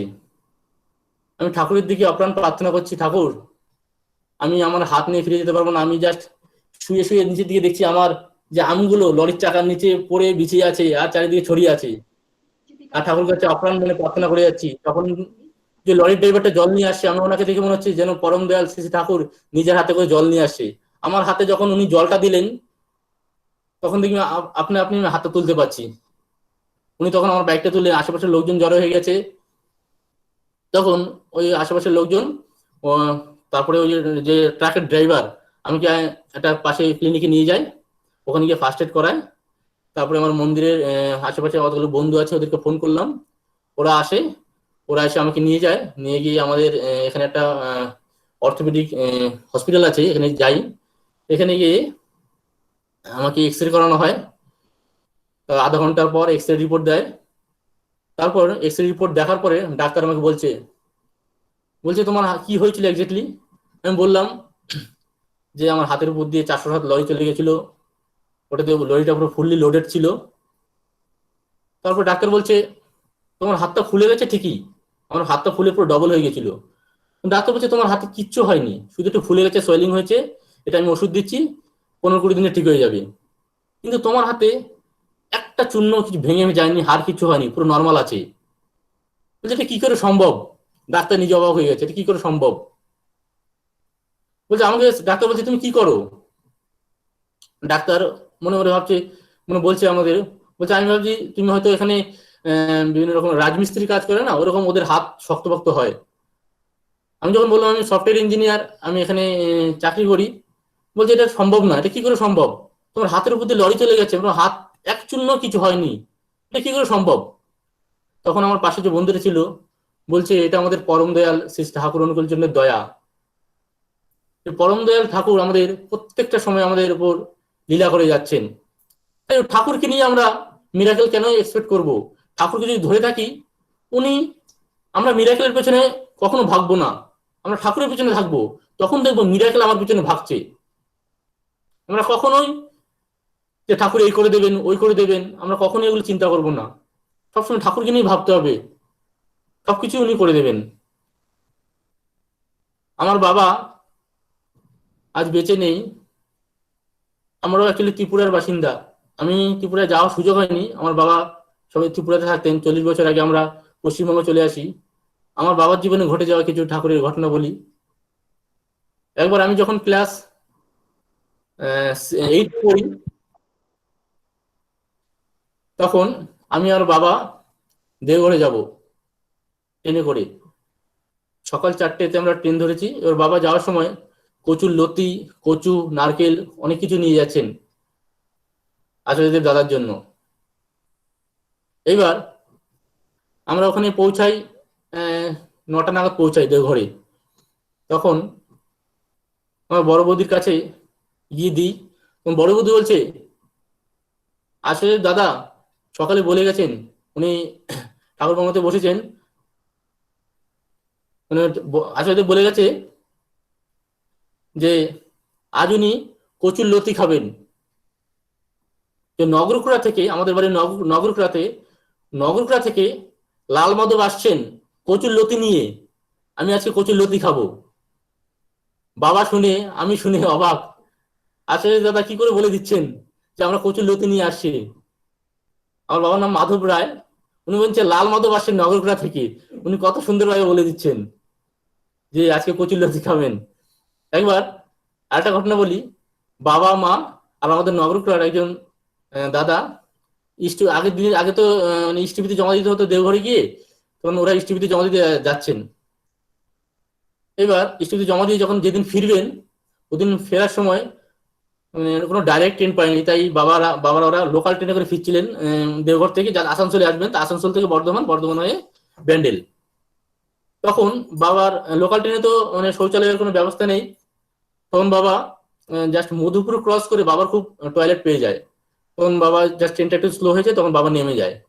নেমে যাওয়ার পরে পাশে কোথাও গিয়ে যা শৌচকর্ম সারে। এবার ট্রেনটা অলরেডি ছেড়ে দিয়েছে। বাবা বুঝতে পারছে না কোথায় যাবে, কি করবে, কিছু বুঝতে পারছে না। মাঠের মধ্যে দাঁড়িয়ে আছে, কিছু বুঝতে পারছে না। তখন বাবা দেখতে পায় একটা দাদা লম্বা সাদা কাপড় পরে উনি হেঁটে চলেছেন। বাবাকে জিজ্ঞেস করছেন, দাদা আপনি কোথায় যাবেন? বলছে, বাবা ব্যাপারটা গুছিয়ে বললো যে আমার ট্রেন ছেড়ে গেছে, আমি আসানসোলে যেতে চাই, কি করে যাব? বলছে, আপনি আসানসোলে যেতে চাইছেন? বলে, আমিও যাবো আসানসোলে। বলে, চলুন আমার সাথে চলুন। তখন বাবাকে নিয়ে ওই দাদাটা বাস স্ট্যান্ডের দিকে যাচ্ছে। গিয়ে বলছে, ও যে ওই বাসটা দেখা যাচ্ছে, ওই বাসটা আসানসোল যাবেন। বাবাকে বলেন, আপনি বাসে উঠে পড়ুন। বাবা বাসে উঠে পড়েছে। এবার দেখে ওই লোকটা কিছুক্ষণের মধ্যে উধাও, আর লোকটাকে দেখতে পাচ্ছে না। বাবা বাস থেকে নেমে আবার খোঁজাখুঁজি করছে লোকটাকে, বাবাকে খুঁজে পাচ্ছে না। তো বাবা ভাবছে, এ দয়ালের কি লীলা, আমি অসুবিধায় পড়েছি, ঠাকুর আমাকে পথ দেখিয়ে দিচ্ছেন। সে ঠাকুর, পরম দয়াল শ্রী ঠাকুর, উনি প্রত্যেকটা ক্ষেত্রে প্রতি পদে পদে আমাদের সাথে লীলা করে যাবেন। শুধু তাকে নিয়ে আমাদের ভাবতে হবে, আমাদেরকে কিচ্ছু করতে হবে না। ঠাকুর প্রত্যেকটা মানুষের ক্ষেত্রে সবসময় লীলা করে চলেছেন, আমাদের কিছুই ভাবতে হবে না। একবার বাবা যখন আগরতলাতে থাকতেন, আমাদের বাড়ি ছিল কিশোরগঞ্জ। তখন বাবা একবার কি হয়েছে, একটা আম গাছে উঠেছেন। তখন অফ সিজন, মানে আম যা শেষ হয়ে গেছে, আম গাছে দোতলা সমান গাছ, ওই গাছে উঠেছেন। বাবা দেখতে পেয়েছেন একটা পাকা আম ঝুলছে। তখন বাবা আমটা পাড়তে উঠেছেন গাছে। তখন বাবা যখন আমটা ধরেছে, তখন যে পাটা রেখেছে, পাটা দেখে মরা ঠাল। তখন দেখি মরা ঠালটা আপনি আপনি ভেঙে পড়ছে গাছ থেকে। তখন কি হয়, বাবা বলছে, পরম দয়াল, হে ঠাকুর পরম দয়াল, তুমি আছো। তখন বাবা যখন গাছ থেকে পড়ছে, যখন দেখছে কেউ যেন ডালটা ধরে আপনি নামিয়ে দিয়েছেন। বাবার একটা চোট লাগেনি, কিছু লাগেনি, কত সুন্দরভাবে নেমে গেছেন, কিন্তু বুঝতে পারেনি। এই হচ্ছে পরম দয়াল। তিনি সবসময় এভরি ক্ষেত্রে, এভরি সেক্টরে সবসময় লীলা করে যাচ্ছেন। শুধু আমরা তাকে নিয়ে ভাববো, আমাদের কিছু ভাবতে হবে না, শুধু তাকে নিয়ে ভাববো, তিনি সবসময় সবকিছু করে দেবেন। আমি আর বেশি দীর্ঘায়িত করব না। উপস্থিত সবাইকে আমার রানন্দিত জয়গুরু। প্রত্যেকের জীবন যাতে ইষ্টচ্ছল হয়ে পড়ে, সেই কামনাই করব। আমার দাদার যা পরিবার যাতে ইষ্টচ্ছল হয়ে পড়ে, ঠাকুরময় হয়ে পড়ে, সেই আশাই আমি করব। জয় গুরু, বন্দে পুরুষোত্তম। জয় গুরু বাপিদাকে অসম্ভব সুন্দর আলোচনা করলেন, ঠাকুরের কথা বললেন, তার দয়ার কথা বললেন। আমরা ঠিক বাপিদার পারিবারিক জীবনের মতোই আমরা প্রত্যেকের জীবনেই ঠাকুর এভাবেই লীলা করে গেছেন, লীলা করে যাচ্ছেন। আমি বাপিদার পারিবারিক ইষ্টচ্ছল জীবন পরম দয়ালের রাতুল চরণে প্রার্থনা জানাই। এখন আমরা আবার সঙ্গীতে ফিরে যাব। এখন সঙ্গীত পরিবেশন করবেন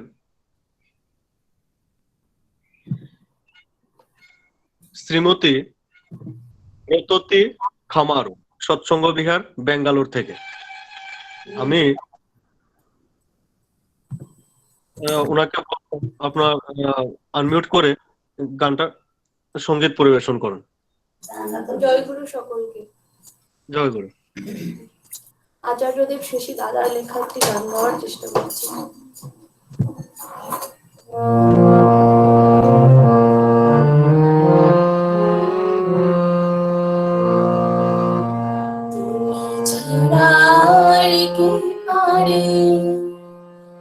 ভালোবাসা দিয়ে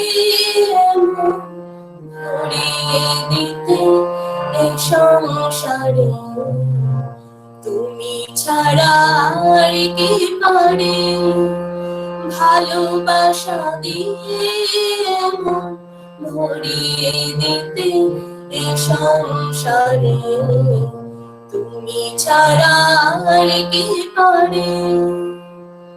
না করে কোনো যতন পেয়েছি এমন রতন, না করে কোনো যতন পেয়েছি এমন রতন, রতন যায় না খোয়া, এই রতন যায় না খোয়া, মিলিয়ে দিলে যারে তারে তুমি ছাড়া আর কি পারে, ভালোবাসা দিয়ে মন ভরিয়ে দিতে এই সংসারে তুমি ছাড়া আর কি পারে। জনম জনম ধরে সারা জীবন চেয়ে গেছি তোমায় বারে বারে, জনম জনম ধরে সারা জীবন চেয়ে গেছি তোমায় বারে বারে। তাই বুঝে কি এবার দয়া করে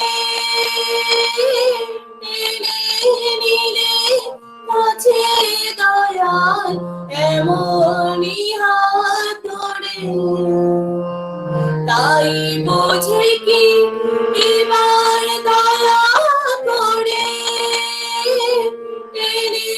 নিলে কাছে দয়াল এমনই হাত ধরে।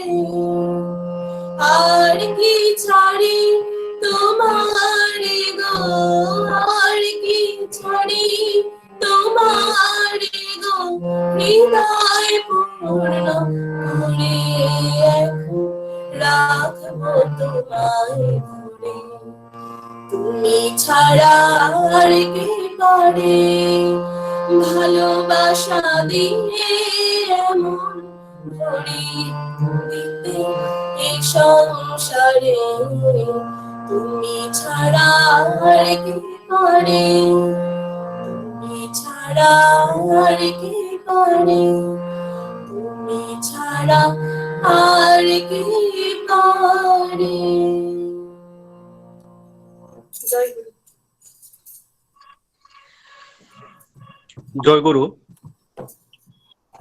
ব্রত ঠাকুরকে ওনার এই সুন্দর সঙ্গীত পরিবেশন করার জন্য ঠাকুরের কাছে প্রার্থনা করি উনি এরকম ভাবে আরো আমাদের সুন্দর সুন্দর গান শুনিয়ে যান। এখন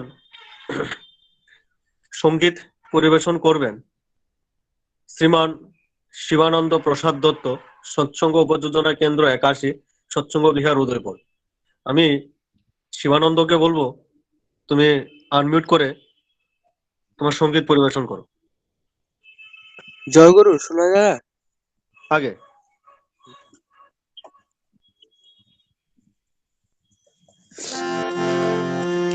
চড়েছে যে নামের তরি ভব সাগর দিয়ে পারি, যাব দয়াল তোমার শোনে এবার তোমার দেশে। চড়েছে যে নামের তরি ভব সাগর দিয়ে পারি যাব দয়াল তোমার শোনে এবার তোমার দেশে তুমি যখন আছো সাথে ঝঞ্ঝা এলে কি ভয় তাতে তুমি যখন আছো সাথে ঝঞ্ঝা এলে কি ভয় তাতে ডুববো না তো মাঝ দরিয়ায় রইব সদাই ভেসে ডুববো না তো মাঝ দরিয়ায় রইব সদাই ভেসে তুমি দয়াল পৌঁছে দেবে এবার তোমার দেশে আপনার তো জোর দেবনাথ করবো না নামের তরি ভব সাগর দিয়ে পারি যাব দয়াল তোমার এবার তোমার দেশে চলার পথে সারা জীবন ঘাটে ঘাটে ফিরে চলার পথে সারা জীবন ঘাটে ঘাটে ফিরে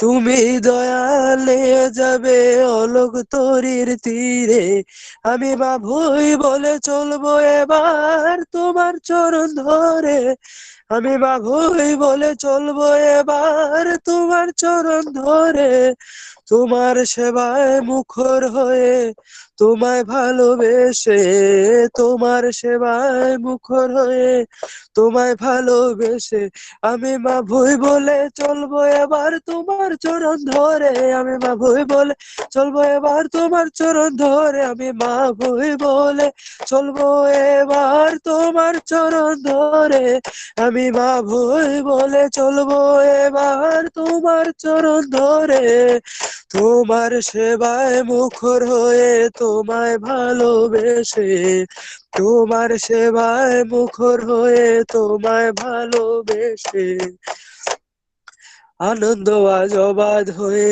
ভোলাবে সকল ক্লেশে চড়েছে যে নামের তরি ভব সাগর দিয়ে পারি যাব দয়াল তোমার শোনে এবার তোমার দেশে লিপ্ত তুমি দাও গো দয়াল সব কুলের কুল অভয় প্রেমে দূর করে দাও চলার পথের ভুল লিপ্ত তুমি দাও গো দয়াল সব কুলে কুল অভয় প্রেমে দূর করে দাও চলার পথের ভুল ও গো ঠাকুর অনুকূল ও গো ঠাকুর অনুকূল তুমি যখন কান্ডারে মোর সার জেগেছি মনে তুমি যখন কান্ডারে মোর সার জেনেছি মনে মায়ার বাঁধন ছিন্ন হবে চলবো তোমার সনে মায়ার বাঁধন ছিন্ন হবে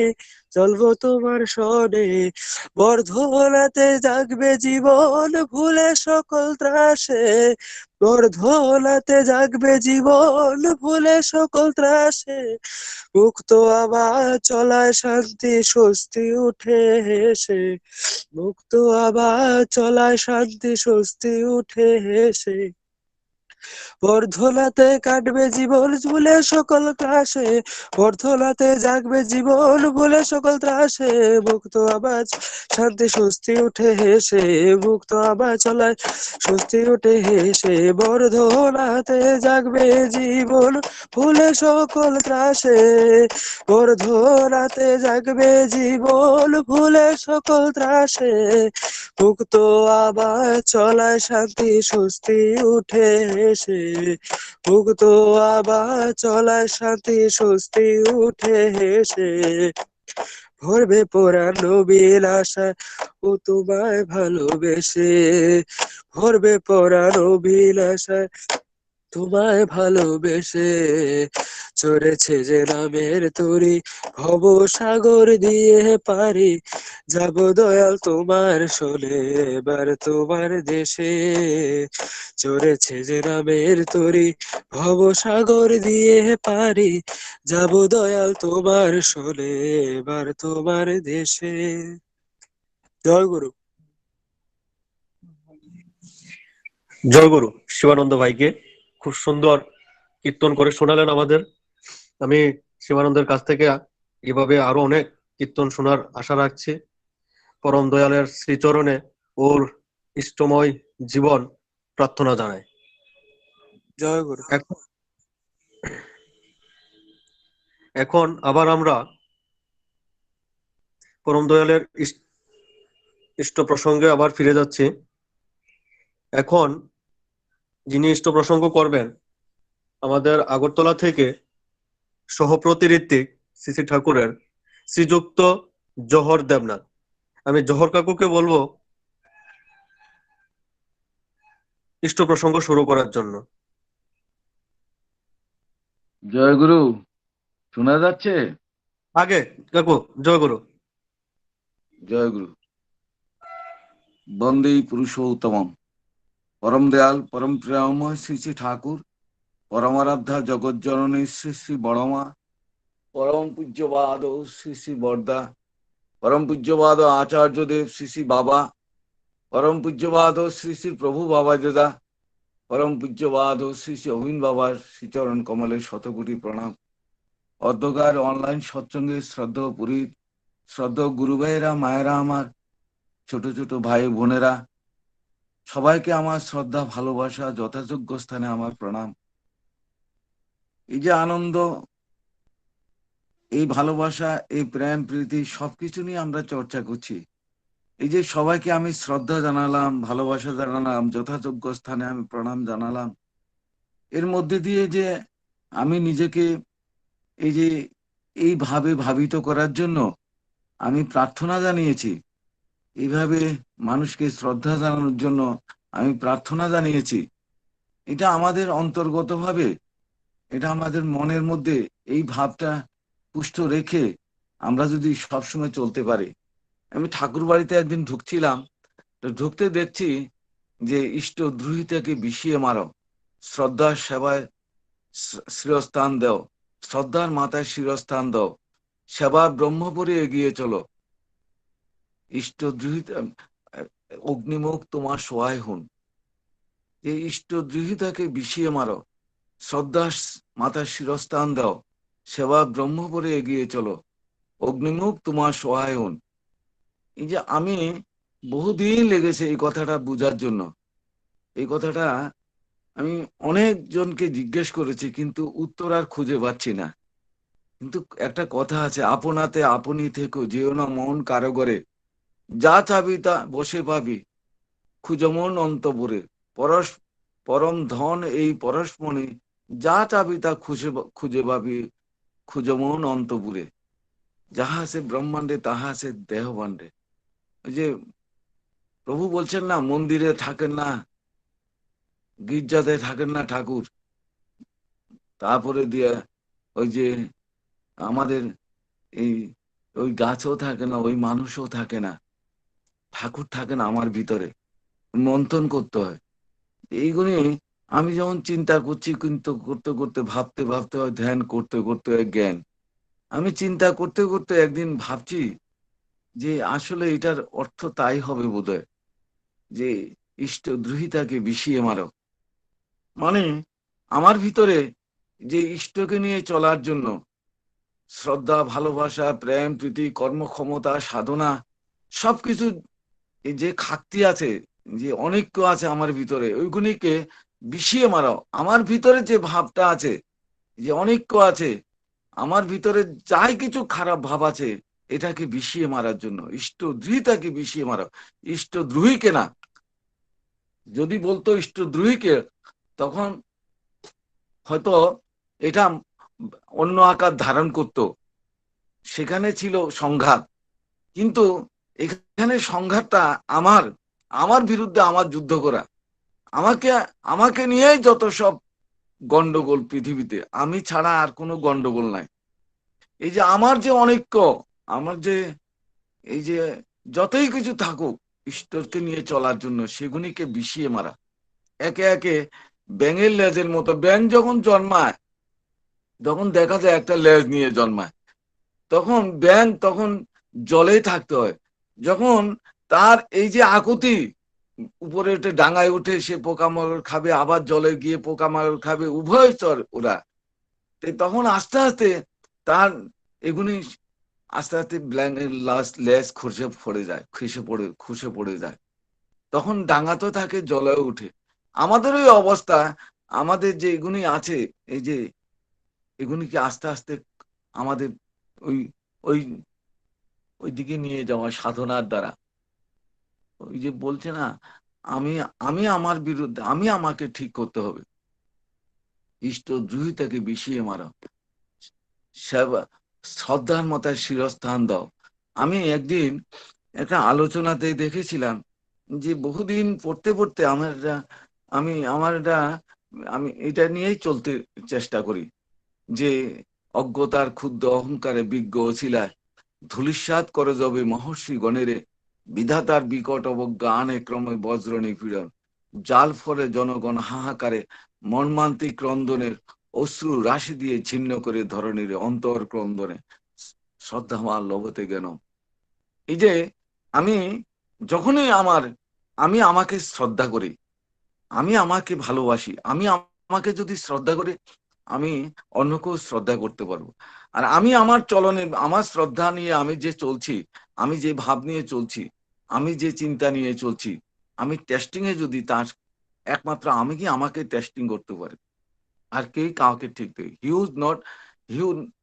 not that nose not, he knows not, he knows not. নিজের অজ্ঞতা যিনি অজ্ঞ তিনি মূর্খ, তাকে পরিহার করো। এই যে নিজের অজ্ঞতা যিনি অজ্ঞ তিনি মূর্খ, তাকে পরিহার করো। আমরা এই জিনিসটাই আমাদের পৃথিবীটা এখানেই গন্ডগোল হয়ে গেছে। আমি আমাকে যে পরিশুদ্ধভাবে চলার জন্য, নিজেকে নিয়ে চলার জন্য, সামাজিকভাবে, পারিবারিকভাবে, পারিপার্শ্বিকভাবে নিজেকে নিয়ে চলার জন্য এই জীবনে এই ঠাকুরকে ধরেছি। তারপরে এই যে বাণীটার তাৎপর্যটা, যে ইষ্টদ্রোহিতাকে বিষিয়ে মারাও, শ্রদ্ধার মাথায় শিরস্থান দাও, যে অজ্ঞতার ক্ষুব্ধ অহংকারে বিজ্ঞ অছিলায় ধূলিসাৎ করে যাবে মহর্ষি গণের, নিজে অজ্ঞ, নিজে অপরকে অথচ ভাবে বিজ্ঞ। এই যে নিজের প্রতি কনফিডেন্স নিয়ে কথা বলা, নিজের বুদ্ধিরূপে দাঁড়িয়ে কথা বলা, আমি 100% যদি আমি আমার প্রতি যদি ধারণা নিতে পারি, আমি কে, আমার শব্দ ব্রহ্ম কি, আমি কতটুকুন আমি তার হয়ে আছি, সম্পূর্ণভাবে তার হয়ে আছে। আমি কোনো যদি দায়িত্ব নিয়ে চলি, আমার দায়িত্ব সম্বন্ধে সচেতন থাকা, এই দায়িত্ব পেয়ে দায়িত্বটাকে যদি আমি ঠিক মতো ব্যবহার করতে না পারি, দায়িত্বটাকে যদি আমি সুন্দরভাবে সমাধান করতে না পারি, তাহলে এখানে আমি আমাকেও দিলাম, আমি আবার দায়িত্ব পাওয়ার জিনিসটাকে আমি এটাকে অবহেলা করলাম।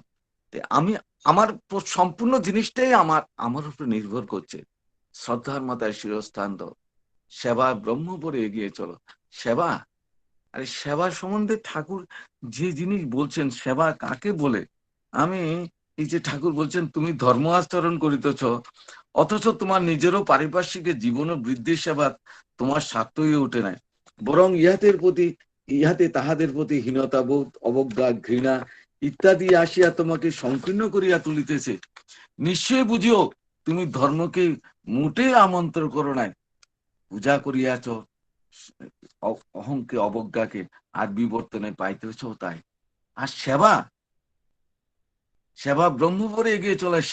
সেবা সম্বন্ধে ঠাকুর কতভাবে এই জিনিসটা, সেবাটা কি নিশ্চয় জানিও, মানুষের মনকে উপেক্ষা করিয়া তাহার শারীরিক প্রয়োজনের পরিচর্যা হইতো চাইতো উপায়, আশ্বস্তি, সাহায্য, সহানুভূতি ইত্যাদি দ্বারা দুর্দস্ত মনের সেবা সুস্থরা চাহিদা পূরণ করার মানুষ বেশি উপকৃত হয়। তুমি সেবা করিতে গিয়া প্রথমে তাহার মানসিক অবস্থা লক্ষ্য করিয়া চাহিদাকে আবিষ্কার করিও ও তাহারই ব্যবস্থা করিয়া বিবর্তনে তদনুরূপ যাহাতে সে সুস্থ ও সম্বর্ধিত হইতে পারে, তোমার ভাব, বাক্য, ব্যবহার, অর্থ ও সামর্থ্যকে যতদূর সম্ভব সেবার ন্যস্ত থাকিও। দেখিও তোমার সেবার স্বার্থকে উল্লসিত হইবে, সাফল্যমণ্ডিত হইবে। মানে ভাবা যায় কি, আমরা সেবা বলতে কি বুঝি, আর আমি আমার ধর্ম বলতেই বাবা কি বুঝি। এগুলি তো আমাদের নিত্যদিন নিজেকে নিয়ে চর্চা, নিজেকে তৈরি করার জন্য এই দীক্ষা নেওয়া। আর ঠাকুর এসছেন নিজেকে ঠিক করার জন্যই, আমাকে ঠিক করার জন্য, আমি মানুষটাকে তৈরি করার জন্য এসেছেন। বি ম্যান মেকিং ম্যান, যার বাড়ির সামনাটা পরিষ্কার করো। বি ম্যান মেকিং ম্যান, যার যার বাড়ির সামনাটা পরিষ্কার করো। আমাদের দেশ হবে সেই ছেলে কবে, কথায় না বড় হয়ে কাজে বড় হবে, উপদেশ না উদাহরণ। এই ধর্ম মানে কি? ধর্ম তো একটা উজ্জ্বল চরিত্র, যে আচরণ বাক্য কর্ম বাঁচা বাড়ার উৎস হয় তাকে জানিস ধর্ম বলে, নইলে ধর্ম কিছুই নয়। এই যে প্রত্যেকটি জিনিস আমরা যতদিন শুনেছি এগুলি করার মধ্যে দিয়ে নিজেকে নিজেকে এই এই সুস্থতার দিকে, আনন্দের দিকে, আমার জীবনের সৌন্দর্যের দিকে নিয়ে যাওয়া। আরেকটা মানে আমি দেখলাম যে বাগ্নকতি অত্যাচারে ছিঁড়ে করে মর্মখানা, পুরুষত্বের পূরণ ভিবায় সব হৃদয়ে দিবিহানা। বাগ্নকতি অত্যাচারের ছিঁড়ে করে মর্মখানা, পুরুষত্বের পূরণ ভিবায় সব হৃদয়ে দিবিহানা। মানে কি? বাগ্নকতি অত্যাচারের, অত্যাচারী না, ছিঁড়ে খুঁড়ে মর্মখানা, পুরুষত্বের পূরণ ভিবায় সব হৃদয়ে দিবিহানা। আমি আমাকে নিজেকে পরিশুদ্ধ করেই তারপরে আমি অন্যের নিজের সোলটাকে কিডন্যাপ করব। মানুষের সোলটাকে আমি কিডন্যাপ করার জন্য, আমি মানুষকে জয় করার জন্য, নিজেকে পরিশুদ্ধ করে অন্যকে জয় করার জন্য, অন্যকে সেভাবে ভাবটাকে ইম্পার্ট করার জন্য, সবটা জিনিসে আমাকে নিয়ে। এখন আমি মানুষটাকে যে দায়িত্ব দিলেন, আমি মানুষটা তৈরি হওয়ার জন্য তিনি আমাদের যে দায়িত্ব দিলেন, এই দায়িত্বটা বহন করে চলাটাই হচ্ছে আমাদের যে এই কাজ। যে শ্রী বর্দা বললেন, ইষ্ট স্বার্থ প্রতিষ্ঠা এই জীবনের কর্ম, যজন যাজন ইষ্টভীতি এই জীবনের ধর্ম, ইষ্ট স্বার্থ প্রতিষ্ঠায় এই জীবনের কর্ম। এই যে ইষ্ট স্বার্থ, ইষ্ট আর ইষ্ট স্বার্থ, ঠাকুর ঠাকুরের সংগঠন, মানে সবটা মিলেই যেন আমি তার সম্পূর্ণ তার ইচ্ছাটাকে আমার জীবন দিয়ে বহন করা, তার ইচ্ছাটাকে নিয়ে আমার কর্মের মধ্যে লাগিয়ে দেওয়া, আর তার ইচ্ছাটাকে নিয়েই আমি পরিবেশের মধ্যে যাওয়া। আমি থাকবো না সেখানে, সেখানে আমার ঠাকুর থাকবেন, সেখানে আমার আদর্শ থাকবে। এই আমরা যে এসছি তার কাছে এসছি, এই তার কাছে আমরা যে যা নিয়ে এসছি কর্মফল, আমার পূর্ব জন্মান্তের ফল নিয়ে আসি, তিনি সেটা দেখেন না। তিনি যদি দেখতেন তাহলে আমরা দাঁড়াতে পারতেন না। আমাদের জন্মান্তরের কর্মফল নিয়ে আসি, তিনি আমাদের কনসিডার করে তার কাছে নিয়ে যান। তিনি ওই যে আমি তো তোমারে চাহিনি জীবনে, তুমি অবাকারে চেয়েছ, আমি না চাইতে হৃদয় মাঝারে নিজে এসে দেখা দিয়েছ, চির আদরের বিনিময়ে সখা চির অবহেলায় পেয়েছ, আমি দূরে ছুটে যেতে দুহাত প্রসারী ধরে টনে কোলে নিয়েছ, ওপথে যেও না ফিরে এসে বলে কানে কানে কত কয়েছ, আমি তবু চলে গেছি ফিরাইয়ে আনিতে পাছে পাছে ছুটে গিয়েছ, এই চির অপরাধী পাঠকের বোঝা হাসি মুখে তুমি বয়েছ, আমার নিজ হাতে গড়া বিপদের মাঝে বুকে করে নিয়ে রয়েছ, দে আর মাই ফলেন চান, I am their foolish father. মানে আমাকে তার কি আমরা কনসিডার করেন। তো এক জনৈক শিষ্য মানে হেমদা ঠাকুরের কাছে গিয়ে বলছেন, আমার খুব ইচ্ছা করে আমি পূর্বজন্মে কি ছিলাম। হেমদা বলছিলেন, হেমদার জীবন তো জানেনই আপনারা, হেম কবি। শ্রী ঠাকুর মুস্কি এসে মানে শান্ত কণ্ঠে বললেন, পূর্বজন্মে কি ছিলেন তা জেনে কি হবে, এই জন্মে পরম পিতাকে পেয়েছেন, তার সেবা করুন, তাতেই সব হবে। তখন হেমদা বলছেন, প্রায় 1 মাস পরে শ্রী ঠাকুরের কাছে একই প্রার্থনা নিবেদন করলেন। ঠাকুর ওই একই উত্তর দিলেন। আরো কিছুদিন পরে উক্ত শিষ্য পুনরায় প্রার্থনা জানালেন, হেমদা প্রার্থনা জানালেন, আমার ভীষণ ইচ্ছা করে পূর্বজন্ম আমি কি ছিলাম তা জানবার, দয়া করে বলুন না ঠাকুর। শ্রী ঠাকুর খিলখিল করে হেসে উঠলেন, মধুর কণ্ঠে বললাম না যে পূর্বজন্ম জেনে কি লাভ, এই জন্মে পরম পিতাকে পেয়েছেন, তার সেবা করুন, জীবন সার্থক হবে। তখন হেমদা মনে মনে ভাবলেন, ঠাকুর জ্ঞানের সাগর, তাতে কোনো সন্দেহ নাই, তিনি প্রেমের মূর্ত বিগ্রহ তাও জানে, কিন্তু পূর্বজন্মে কি ছিলাম তা জানবেন কি করে। এইভাবে এড়িয়ে যাচ্ছেন হেমদা। যাই হোক, শুনেছি তিব্বতে আমাদের মধ্যে কেউ কেউ এই বিদ্যা জানেন, মানে লামাদের মধ্যে, তিব্বতে লামারা ওই বিদ্যা চর্চা করতো, পূর্বজন্মের এটা জানতো ওনারা। আমি বরং তিব্বতে সব সাধন বোধন করব এবং পূর্বজন্ম সম্বন্ধে আমি অবগত হব, যেমন ভাবনা তেমনই কর্ম।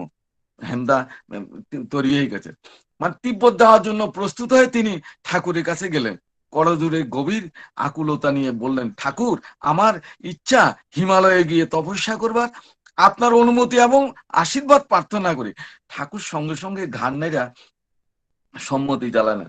তো ঠাকুরকে প্রণাম করে হেমদা একটু প্রস্থান করছে, এক পা দু পা করে প্রস্থান করতে ঠাকুর ডাক দিলেন, ও হেমদা, আপনি পূর্বজন্মের কথা জানতে চেয়েছিলেন না? কিন্তু আমি তো ঠাকুরের কাছে বল, ঠাকুর আপনি তো বললেন না। হেমদা ফিরে দাঁড়ালেন, ঠাকুর মৃদু হাসলেন, বললেন এখন শুনবেন নাকি? হেমদা ঠাকুরের সান্নিধ্যে একটু এগিয়ে যেতে বললেন, আগে যদি দয়া করে বলেন। বিস্ময়ের চাউনি হেমদার চোখে। ঠাকুর বললেন, বসুন। হেমদা ঠাকুরের সম্মুখে বসলেন। শ্রী ঠাকুর অন্যদিকে মুখ ফিরিয়ে নিতান্ত জীবন উদাসীন কণ্ঠে বললেন, আপনি 7 জন্ম পূর্বে বুদ্ধ ভিক্ষু ছিলেন। আপনি নিজের খেয়াল খুশি মতো কঠোর সংযম ব্রত পালন করেছিলেন। তার প্রতিক্রিয়ায় এই জন্মে লম্পট হয়েছেন। বিরাট ধাক্কা খেলেন হেমদা। মনে মনে ক্ষুব্ধ হলেন। তিনি মুখ নিচু করে মনে মনে কইতে আছে, অস্ফুট কণ্ঠে মনে মনে বলছেন, বাজে কথা। মনে মনে ভাবলেন, আসলে আমাকে তিব্বতে যেতে দেবেন না, তাই একটা ফালতু ধোকা দিলেন। আরে হেমদা, এই কথা ভাবছে মনে মনে। 7 জন্মে আগে আমি যে বুদ্ধ ভিক্ষু ছিলাম তারই বা প্রমাণ কি? হেমদা এইভাবে যখন হেমদা ভাবছেন, ঠাকুর গভীর কণ্ঠে বজ্রাহাতের মতো সচকিত হয়ে বললেন, হেমদা, ঠাকুরের এই কণ্ঠে এত গম্ভীর আওয়াজ তো কোনোদিন শুনি নাই। হেমদা বলছে, হেমদা এমন ভাবে ডাকছেন। বিস্ময় বিভল দৃষ্টিতে চাইলেন ঠাকুরের দিকে। ঠাকুর বললেন, এই জন্মের 2-একটা ঘটনা শুনবেন নাকি? ঠাকুরের চোখে মুখে কি এক ভীতিপ্রসূ গম্ভীরতা। ঠাকুর যেন এক বিশ্বম্বরের রূপ ধারণ করছেন। হাত জোর করে কাষ্ঠপুত্তলিকার ন্যায় বসে রইলেন হেমদা। ঠাকুর বলতে লাগলেন, আজ থেকে 18 বছর আগে আপনি আপনার এক আত্মীয় বাড়িতে গেছিলেন। তার ছেলের উপনয়ন অনুষ্ঠান উপলক্ষে সন্ধ্যার অন্ধকারে জনৈকা মহিলা বেতা বিলগুর গাছতলে বাথরুমে বসেছিলেন। আপনি তাকে চেপে ধরেছিলেন। থমকে উঠলেন হেমদা। এই ঘটনা ঠাকুর জানলেন কি করে? ঠাকুর বললেন, আজ থেকে 12 বছর আগে আপনি আপনার এক বন্ধুর বাড়িতে বিয়ের নিমন্ত্রণ রক্ষা করতে গেছিলেন। সন্ধ্যার পর ওই বন্ধুর পত্নী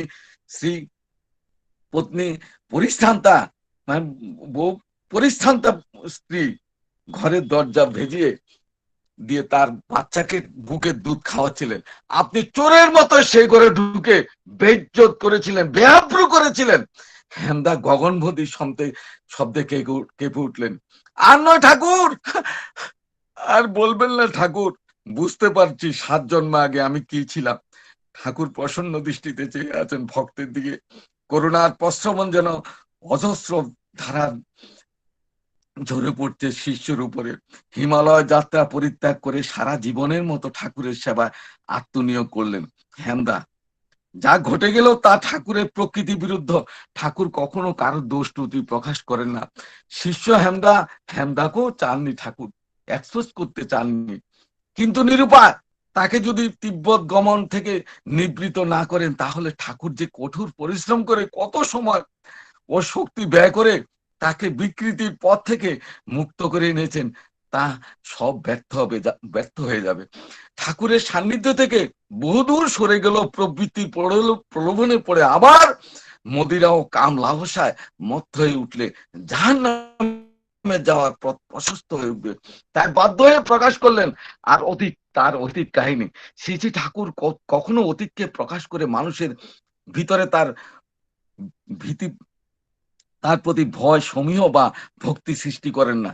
কারণ তার মতে মানুষ যদি জানতে পারে যে ঠাকুর তার অতীতের সমস্ত কুকর্ম কুকীর্তি জানেন বা দেখতে পান, তাহলে মানুষের পক্ষে ঠাকুরের সান্নিধ্যে সহজভাবে আসা এবং তার দ্বারা উপকৃত হওয়া কখনোই সম্ভব হবে না। তাই শ্রী ঠাকুর একদিন হাসতে হাসতে বললেন, দেখ, তোরা যখন আমার সামনে এসে দাঁড়াস তখন আমার খুব লজ্জা করে। কেন ঠাকুর? ঠাকুর দেখলেন না, গ্রাম দেশে বাঁধ বা ধান ক্ষেতের ধারে অনেকে কাঁচা খুলে পায়খানায় বসে। যারা পায়খানায় বসে তারা লজ্জা পায় বলে বোঝা যায় না, কিন্তু যে পথিক ওই ধান ক্ষেতের ধার দিয়ে যায় তার লজ্জা করে সে অন্যদিকে মুখ ফুরিয়ে চলে যায়। তেমনই তোমরা আমার সামনে এলে আমি দেখি তোরা সব উলঙ্গ ল্যাংটা, তোদের কীর্তি অপকীর্তি চোখের সামনে ভেসে ওঠে, কিন্তু বলতে তো পারি না, তাই চোখ বন্ধ করে সেগুলিকে উপেক্ষা করি। মানে তিনি কিভাবে কনসিডার করেন, আমরা জন্মান্তরে যত কিছু আমাদের থাক না কেন, তিনি আমাদেরকে তার কাছে স্থান দেয়। ওই যে আমি তো তোমারে চাহিনি জীবনে, তুমি অবাকারে চেয়েছ, আমি না চাইতে হৃদয় মাঝারে নিজে এসে দেখা দিয়েছ, চির আদরের বিনিময়ে সকা চির অবহেলা পেয়েছ, আমি দূরে ছুটে যেতে দুহাত প্রসারে ধরে টনে কোলো নিয়েছ, ওপদে যেও না ফিরে এসে বলে কানে কানে কত কয়েছ, আমি তবু চলে গেছি ফিরে আনাইতে পাশে পাশে ছুটে গিয়েছ, এই চির অপরাধী পাতকের বোঝা হাসি মুখে তুমি বয়েছ, আমার নিজ হাতে গড়া বিপদের মাঝে বুকে করে নিয়ে রয়েছ। আসুন সবাই আমরা আমাদের জীবনে যত কিছু থাক, তিনি আমাদেরকে কনসিডার করেন, তিনি আমাদের ভালোবাসেন। এই ভালোবাসাটা যেন আমরা আমাদের সাধনা করে যাই, যতটুকুনি সাধনা আছে ততটুকুন সাধনা নিয়ে আমরা অগ্রসর হয়ে মানুষের দ্বারে দ্বারে যাব। তিনি যে দায়িত্ব দিয়েছেন সে সর্বশ্রেষ্ঠ দায়িত্ব। আমরা পবিত্র দীক্ষা পেয়েছি, দীক্ষার পাওয়ার পরে আমাদের যে দায়বদ্ধতা তিনি দিয়েছেন, নিজে বাঁচো অন্যকে বাঁচাও, আর তুমি পৃথিবীর শ্রেষ্ঠ যে দান এই দান করে যাও, অর্থদান, বস্ত্রদান, তারপরে ভূমিদান, তারপরে বিদ্যাদান, যত দানই হোক, চক্ষুদান, অঙ্গদান, যত দানই হোক, শ্রেষ্ঠ দান হচ্ছে ধর্মদান। এই দান করার জন্য সুযোগ দিলেন এই যুগে, এবং কি দান সেটা, সে নাম, এই নাম অনন্ত ব্রহ্মাণ্ডের শ্রী শ্রী ঠাকুর প্রদত্ত এই নাম, যত রকমারি বীজ নাম আছে সকলকে পরিপূরণ করে সব বৈশিষ্ট্য আছেন, মূল তাৎপর্য যার উপর দাঁড়িয়ে যা কিছুর উদ্ভব তাই আছে নামে, এর মধ্যে সবকিছু মাছ করছে, মিশে যাচ্ছে, এটা পরিপূরণী পরিপূষণী, তাইকে বলা হয় সর্ববিজাত্মক নাম, নিষ্ঠা ভরে করলে নাম পুরায় মনস্কাম। মানে আমরা যে তাকে এই নামটা আমরা পেয়েছি, এই নামের যে দ্বারা যে আমরা সমৃদ্ধ হচ্ছি, আমরা যে নিজে আনন্দ বোধ করছি, আমরা যে মানুষ হিসাবে আমাদের স্বীকৃতি পাচ্ছি, আমরা মানুষ হিসাবে বুঝার যে সুযোগ পেয়েছি নিজেদেরকে, এই যে অমৃত আস্বাদন করছি আমরা, এই অমৃতটা একা খেলে হবে না, একা আস্বাদন করলে হবে না, সবাই দাঁড়ে দাঁড়ে এই অমৃত নিয়ে যেতে হবে। আর অমৃত নিয়ে যেতে গেলে যে তুকের প্রয়োজন, আমি প্রতিদিন এই কথা বলে যাবো, প্রতি সৎসঙ্গে যখনই সুযোগ পাবো, সৎসঙ্গে হোক, হাটে হোক, ঘাটে হোক, মাঠে হোক, যখনই আমি চলবো ওই বধুর উপর দাঁড়িয়ে আমি চলবো, যে দেখে দেখে আত্মীয় সন্তান সুহৃদয় বন্ধুজন সযতনে কাছে ডেকে এনে তুষিবে মিষ্ট ভাষে, তার সংসার সমাচার সুরাইবে সবিস্তার, মনোযোগ করে আদরে যতন উত্তর শুনবে তার, দুঃখের কথা অপরে বলিলে লঘু হয় দুকুবার, দরদের সাথে মৈত্রী ঘটিতে বিলম্ব হয় না, আর মৈত্রী যখনই জমিয়ে উঠিবে তখনই বলিবে তারে ও ভাই, ও ভাই, ধর্ম ভুলিলে ঈশ্বর ভুলিলে দুঃখ আসিয়া ধরে, সময় বুঝিয়া সাধনার পথ ধরাইয়া তারে দিবে, বাকি যাহা কাজ আমি করিব মোর কাছে পাঠাইবে। সবাই আসুন, যে তিনি যে আশীর্বাদ করেছেন, যে নাম পেয়েছি, এই আনন্দ পেয়েছি, আমি আনন্দটাকে বিলানোর জন্য 3.5 কোটি দীক্ষা, এই দীক্ষার মধ্যে দিয়ে মানুষকে আমরা এই নাম ঘরে ঘরে পৌঁছে দেব। আমরা এখন সবাই আমরা প্র্যাকটিস করছি, এখন সবাই আমরা ওয়ার্ম আপ করছি, এখন রেডি গো। এই যখনই তিনি নির্দেশ করবেন, আমরা বড়দা বলছেন নিজেরকে বনের মোষ তাড়ানো, আমার নিজেরকে বনের মোষ তাড়ানো, তাদের চাওয়া পাওয়া থাকবে না, তাতে পিছু টান থাকবে না, ওই টানের ওই কর্মের মধ্যে দিয়া আমরা ঈশ্বর জাগেন মনে, যে কর্মে কেবল সেই কর্মই কর্ম, আর কুকর্ম সকল, ওই কর্মের মধ্যে দিয়ে আমরা নিজেকে, আমরা ফ্রি, এখন মুক্ত, আমরা ফ্রি, একদম মুক্ত। আমাকে বলছেন যে দাদা আসেন এখানে একটু কাজ করেন, আমার আপনি বলেই চলবো দাদা, এখানে আপনার 20,000 টাকা দেবো দাদা। আমার পাশের দোকানদার একদম বলছে দাদা আপনি শুধু বসে থাকলে হবে এখানে। আমরা এখন হচ্ছি, আমরা এখন নিজেকে বনের মোষ তাড়ানো, সবার মধ্যে এই ভাবটা থাকতে হবে, এই ভাবের মধ্যে দিয়ে আমরা এই কাজটা সম্পূর্ণ করব, প্রত্যেকে দায়বদ্ধতা নিয়ে, যে পুষ্পজনা কেন্দ্রের যে দায়িত্ব দিয়েছেন, আগেরটা ঠিক না থাকলে পরের তার ধুপে টিকে না। আমরা যদি আগেরটা ঠিক ঠিক মতো করে যাই, উপযোজনা কেন্দ্রের মধ্যে দিয়ে প্রত্যেকটি মানুষকে যদি আমরা সক্রিয় করে তুলে, কাজটা সহজভাবে হয়ে যাবে। তিনি দেখতে পাচ্ছেন হয়ে আছে, হচ্ছে, হয়ে আছে, হবে। তাই আসুন, আমাকে যে সুযোগ করে দেওয়া হলো তার কথা বলার জন্য, আমি সে প্রথম শ্রোতা, যে গায়ক সে প্রথম শ্রোতা, সবাই আসুন এই কাজের মধ্যে দিয়ে আমরা আনন্দের অধিকারী হই তার ইচ্ছার মধ্যে দিয়ে। জয় গুরু, বন্দে পুরুষোত্তম। সবাই আমরা আনন্দে থাকবেন, শান্তিতে থাকবেন। জয় গুরু। জয় গুরু, খুব ভালো হয়েছে। জয় গুরু। জয় গুরু, জয় গুরু। জয় গুরু। স্বর্গ স্বর্গ। আরে এই হ্যামলার এই বই কোন বই থেকে বের করলাম? পেপার দারুন। জয় গুরু, জয় গুরু। পরিবেশনটাও খুব ভালো হয়েছে। জয় গুরু। বেশি লম্বা করতে না, এটা ডেঞ্জারাস। দেখ পকেটে রাখো। জয় গুরু, জয় গুরু। জয় গুরু। জয় গুরু জহর কাকুকে। সত্যি কথা বলতে কি, আমি আজকে প্রথম সঞ্চালনা করার দায়িত্ব পেয়েছি। আমি আমার ওই ঠাকুর ধরার পর প্রথম জীবনে আমার ইষ্ট কাজ যাদেরকে দিয়ে শুরু, এখানে আছেন কানাই কাকু আছেন, জহর কাকু আছেন, ওনাদের সঙ্গেই আমি আমার ঠাকুরের কাজ করা শিখেছি। ঠাকুরকে কিভাবে ভালোবাসতে হয়, কিভাবে ইষ্ট কাজ করতে হয়, দীক্ষার কাজ কিভাবে করতে হয়, ওনাদের কাছ থেকে শিখেছি, ওনাদের সঙ্গে থেকে শিখেছি। ওই প্রথম দিন যেদিন আমি জহর কাকুকে দেখলাম, ওই দিন ওনার মধ্যে যে স্পিরিট, যে দম, ইষ্টের প্রতি যে তার টান, ওনার টান, সেই জিনিসটা আজও এখনো ওনার আলোচনার মধ্যে দিয়ে প্রস্ফুটিত হয়, দেখতে পাই। আমরা কাকুকে বলবো আমাদের সঙ্গে রাখার জন্য, আমাকে সঙ্গে রাখার জন্য ঠাকুরের প্রতিটা কাজে, যাতে আমরা আরো ঠাকুরের হয়ে উঠতে পারি। কাকুর পরিবারের সকলের সর্বাঙ্গীন মঙ্গল পরম দয়ালের রাতুল চরণে নিবেদন করি। ওনারা যেন ভালো থাকেন, সুস্থ থাকেন। আমরা সৎসঙ্গের একদম অন্তিম পর্যায়ে চলে এসেছি। এখন জয়রাধে করবেন আমাদের উদয়পুর সৎসঙ্গ উপযোজনা কেন্দ্র 82 থেকে দিব্যজ্যোতি সাহাদা যাজক কর্মী। আমি দিব্যজ্যোতি সাহাদাকে বলবো আপনি আনমিউট করে জয়রাধে শুরু করুন। জয় গুরু। জয় গুরু। জয় রাধে রাধে, কৃষ্ণ কৃষ্ণ গোবিন্দ গোবিন্দ বলো রে। জয় রাধে রাধে, কৃষ্ণ কৃষ্ণ গোবিন্দ গোবিন্দ বলো রে। রাধে গোবিন্দ গোবিন্দ গোবিন্দ গোবিন্দ গোবিন্দ বলে সদা ডাকো রে। জয় রাধে রাধে, কৃষ্ণ কৃষ্ণ গোবিন্দ গোবিন্দ বলো রে।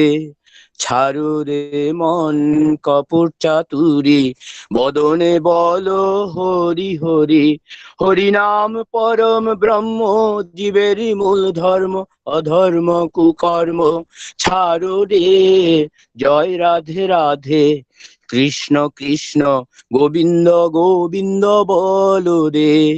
ছাড়ো রে মন ভবের আশা, অজপা নামে করো রে নেশা। রাধে গোবিন্দ নামটি বদনে লয়ে, নয়ন নিরে সদা ভাসরে। জয় রাধে রাধে, কৃষ্ণ কৃষ্ণ গোবিন্দ গোবিন্দ বলো রে। রাধে গোবিন্দ গোবিন্দ গোবিন্দ গোবিন্দ গোবিন্দ বলে সদা ডাকো রে। জয় রাধে রাধে, কৃষ্ণ কৃষ্ণ গোবিন্দ গোবিন্দ বলো রে। ছাড়ো রে মন কপট চাতুরি, বদনে বলো হরি হরি। হরি বল হরি বল, হরি বল হরি বল, হরি বল হরি বল, হরি বল হরি বল, হরি বল হরি বল, হরি বল হরি বল, হরি বল হরি বল, হরি বল হরি বল। হরি নাম পরম ব্রহ্ম, জীবেরই মূল ধর্ম, অধর্ম কুকর্ম ছাড়ো রে। জয় রাধে রাধে, কৃষ্ণ কৃষ্ণ গোবিন্দ গোবিন্দ বলো রে। ছাড়ো রে মন ভবের আশা, অজপা নামে করো রে নেশা। রাধা বল রাধা বল, রাধা বল রাধা বল, রাধা বল রাধা বল, রাধা বল রাধা বল, রাধা বল রাধা বল, রাধা বল রাধা বল, রাধা বল রাধা বল, রাধা বল রাধা বল। রাধে গোবিন্দ নামটি বদনে লয়ে নয়ন নীরে সদা ভাসরে। জয় রাধে রাধে কৃষ্ণ কৃষ্ণ গোবিন্দ গোবিন্দ বলো। রাধে গোবিন্দ গোবিন্দ গোবিন্দ গোবিন্দ গোবিন্দ বলে সদা ডাকো রে। জয় রাধে রাধে কৃষ্ণ কৃষ্ণ গোবিন্দ গোবিন্দ বলো রে। জয় রাধে রাধে কৃষ্ণ কৃষ্ণ গোবিন্দ গোবিন্দ বলো রে। জয় গুরু। জয় গুরু দিব্যজ্যোতিদা। উনার সর্বাঙ্গীন পারিবারিক মঙ্গল পরম দয়ালু নাথের চরণে নিবেদন করি। আপনারা সবাই জানেন সৎসঙ্গের নিয়ম, তারপরও বলি এখন ধ্বনি হবে, ধ্বনির পর আমরা সবাই মিলে প্রণাম নিবেদন করব দয়ালের চরণে। তারপর পুরোহিত সৎসঙ্গের সমাপ্তি ঘোষণা করবেন, তারপর আমরা সবার মধ্যে জয়গুরু নিবেদন বিনিময় করব। এখন আমি ধ্বনি দেওয়ার উদয়পুর সৎসঙ্গ উপযোজনা কেন্দ্র থেকে কেন্দ্র 88 থেকে যাজক কর্মী শ্রীযুক্ত জয়ন্ত ভৌমিক দাদাকে বলবো ঠাকুরের ধ্বনি দেওয়ার। বন্দে পুরুষোত্তমম বন্দে পুরুষোত্তমম বন্দে পুরুষোত্তমম। परम प्रेममय श्री श्री ठाकुर अनुकूल चंद्र जी की। परम प्रेममय श्री श्री ठाकुर अनुकूल चंद्र जी की। परम प्रेममय श्री श्री ठाकुर अनुकूल चंद्र जी की। परमाराध्या जगत जननी श्री श्री बड़ माँ की। परमाराध्या जगत जननी श्री श्री बड़ माँ की। परमाराध्या जगत जननी श्री श्री बड़ माँ की। परम पूज्यपाद श्री श्री बरदा की। परम पूज्यपाद श्री श्री बरदा की। परम पूज्यपाद श्री श्री बरदा की। परम पूज्यपाद आचार्य देव श्री श्री दादा की। परम पूज्यपाद आचार्य देव श्री श्री दादा की। परम पूज्यपाद आचार्य देव श्री श्री दादा की। परम पूज्यपाद श्री श्री बाबाई दादा की। परम पूज्यपाद श्री श्री बाबाई दादा की। परम पूज्यपाद श्री श्री बाबाई दादा की। परम पूज्यपाद श्री श्री गोविंद दादा की। परम पूज्यपाद श्री श्री गोविंद दादा की। परम पूज्यपाद श्री श्री गोविंद दादा की। सत संघ की, सत संघ की, सत संघ की। वंदे पुरुषोत्तमम वंदे आर्य पितृम वंदे मातृवर्गान वंदे अहं कृष्टि दैवतां वंदे पुरुषोत्तमम वंदे पुरुषोत्तमम। परम प्रेममय श्री श्री ठाकुर अनुकूल चंद्र जी की।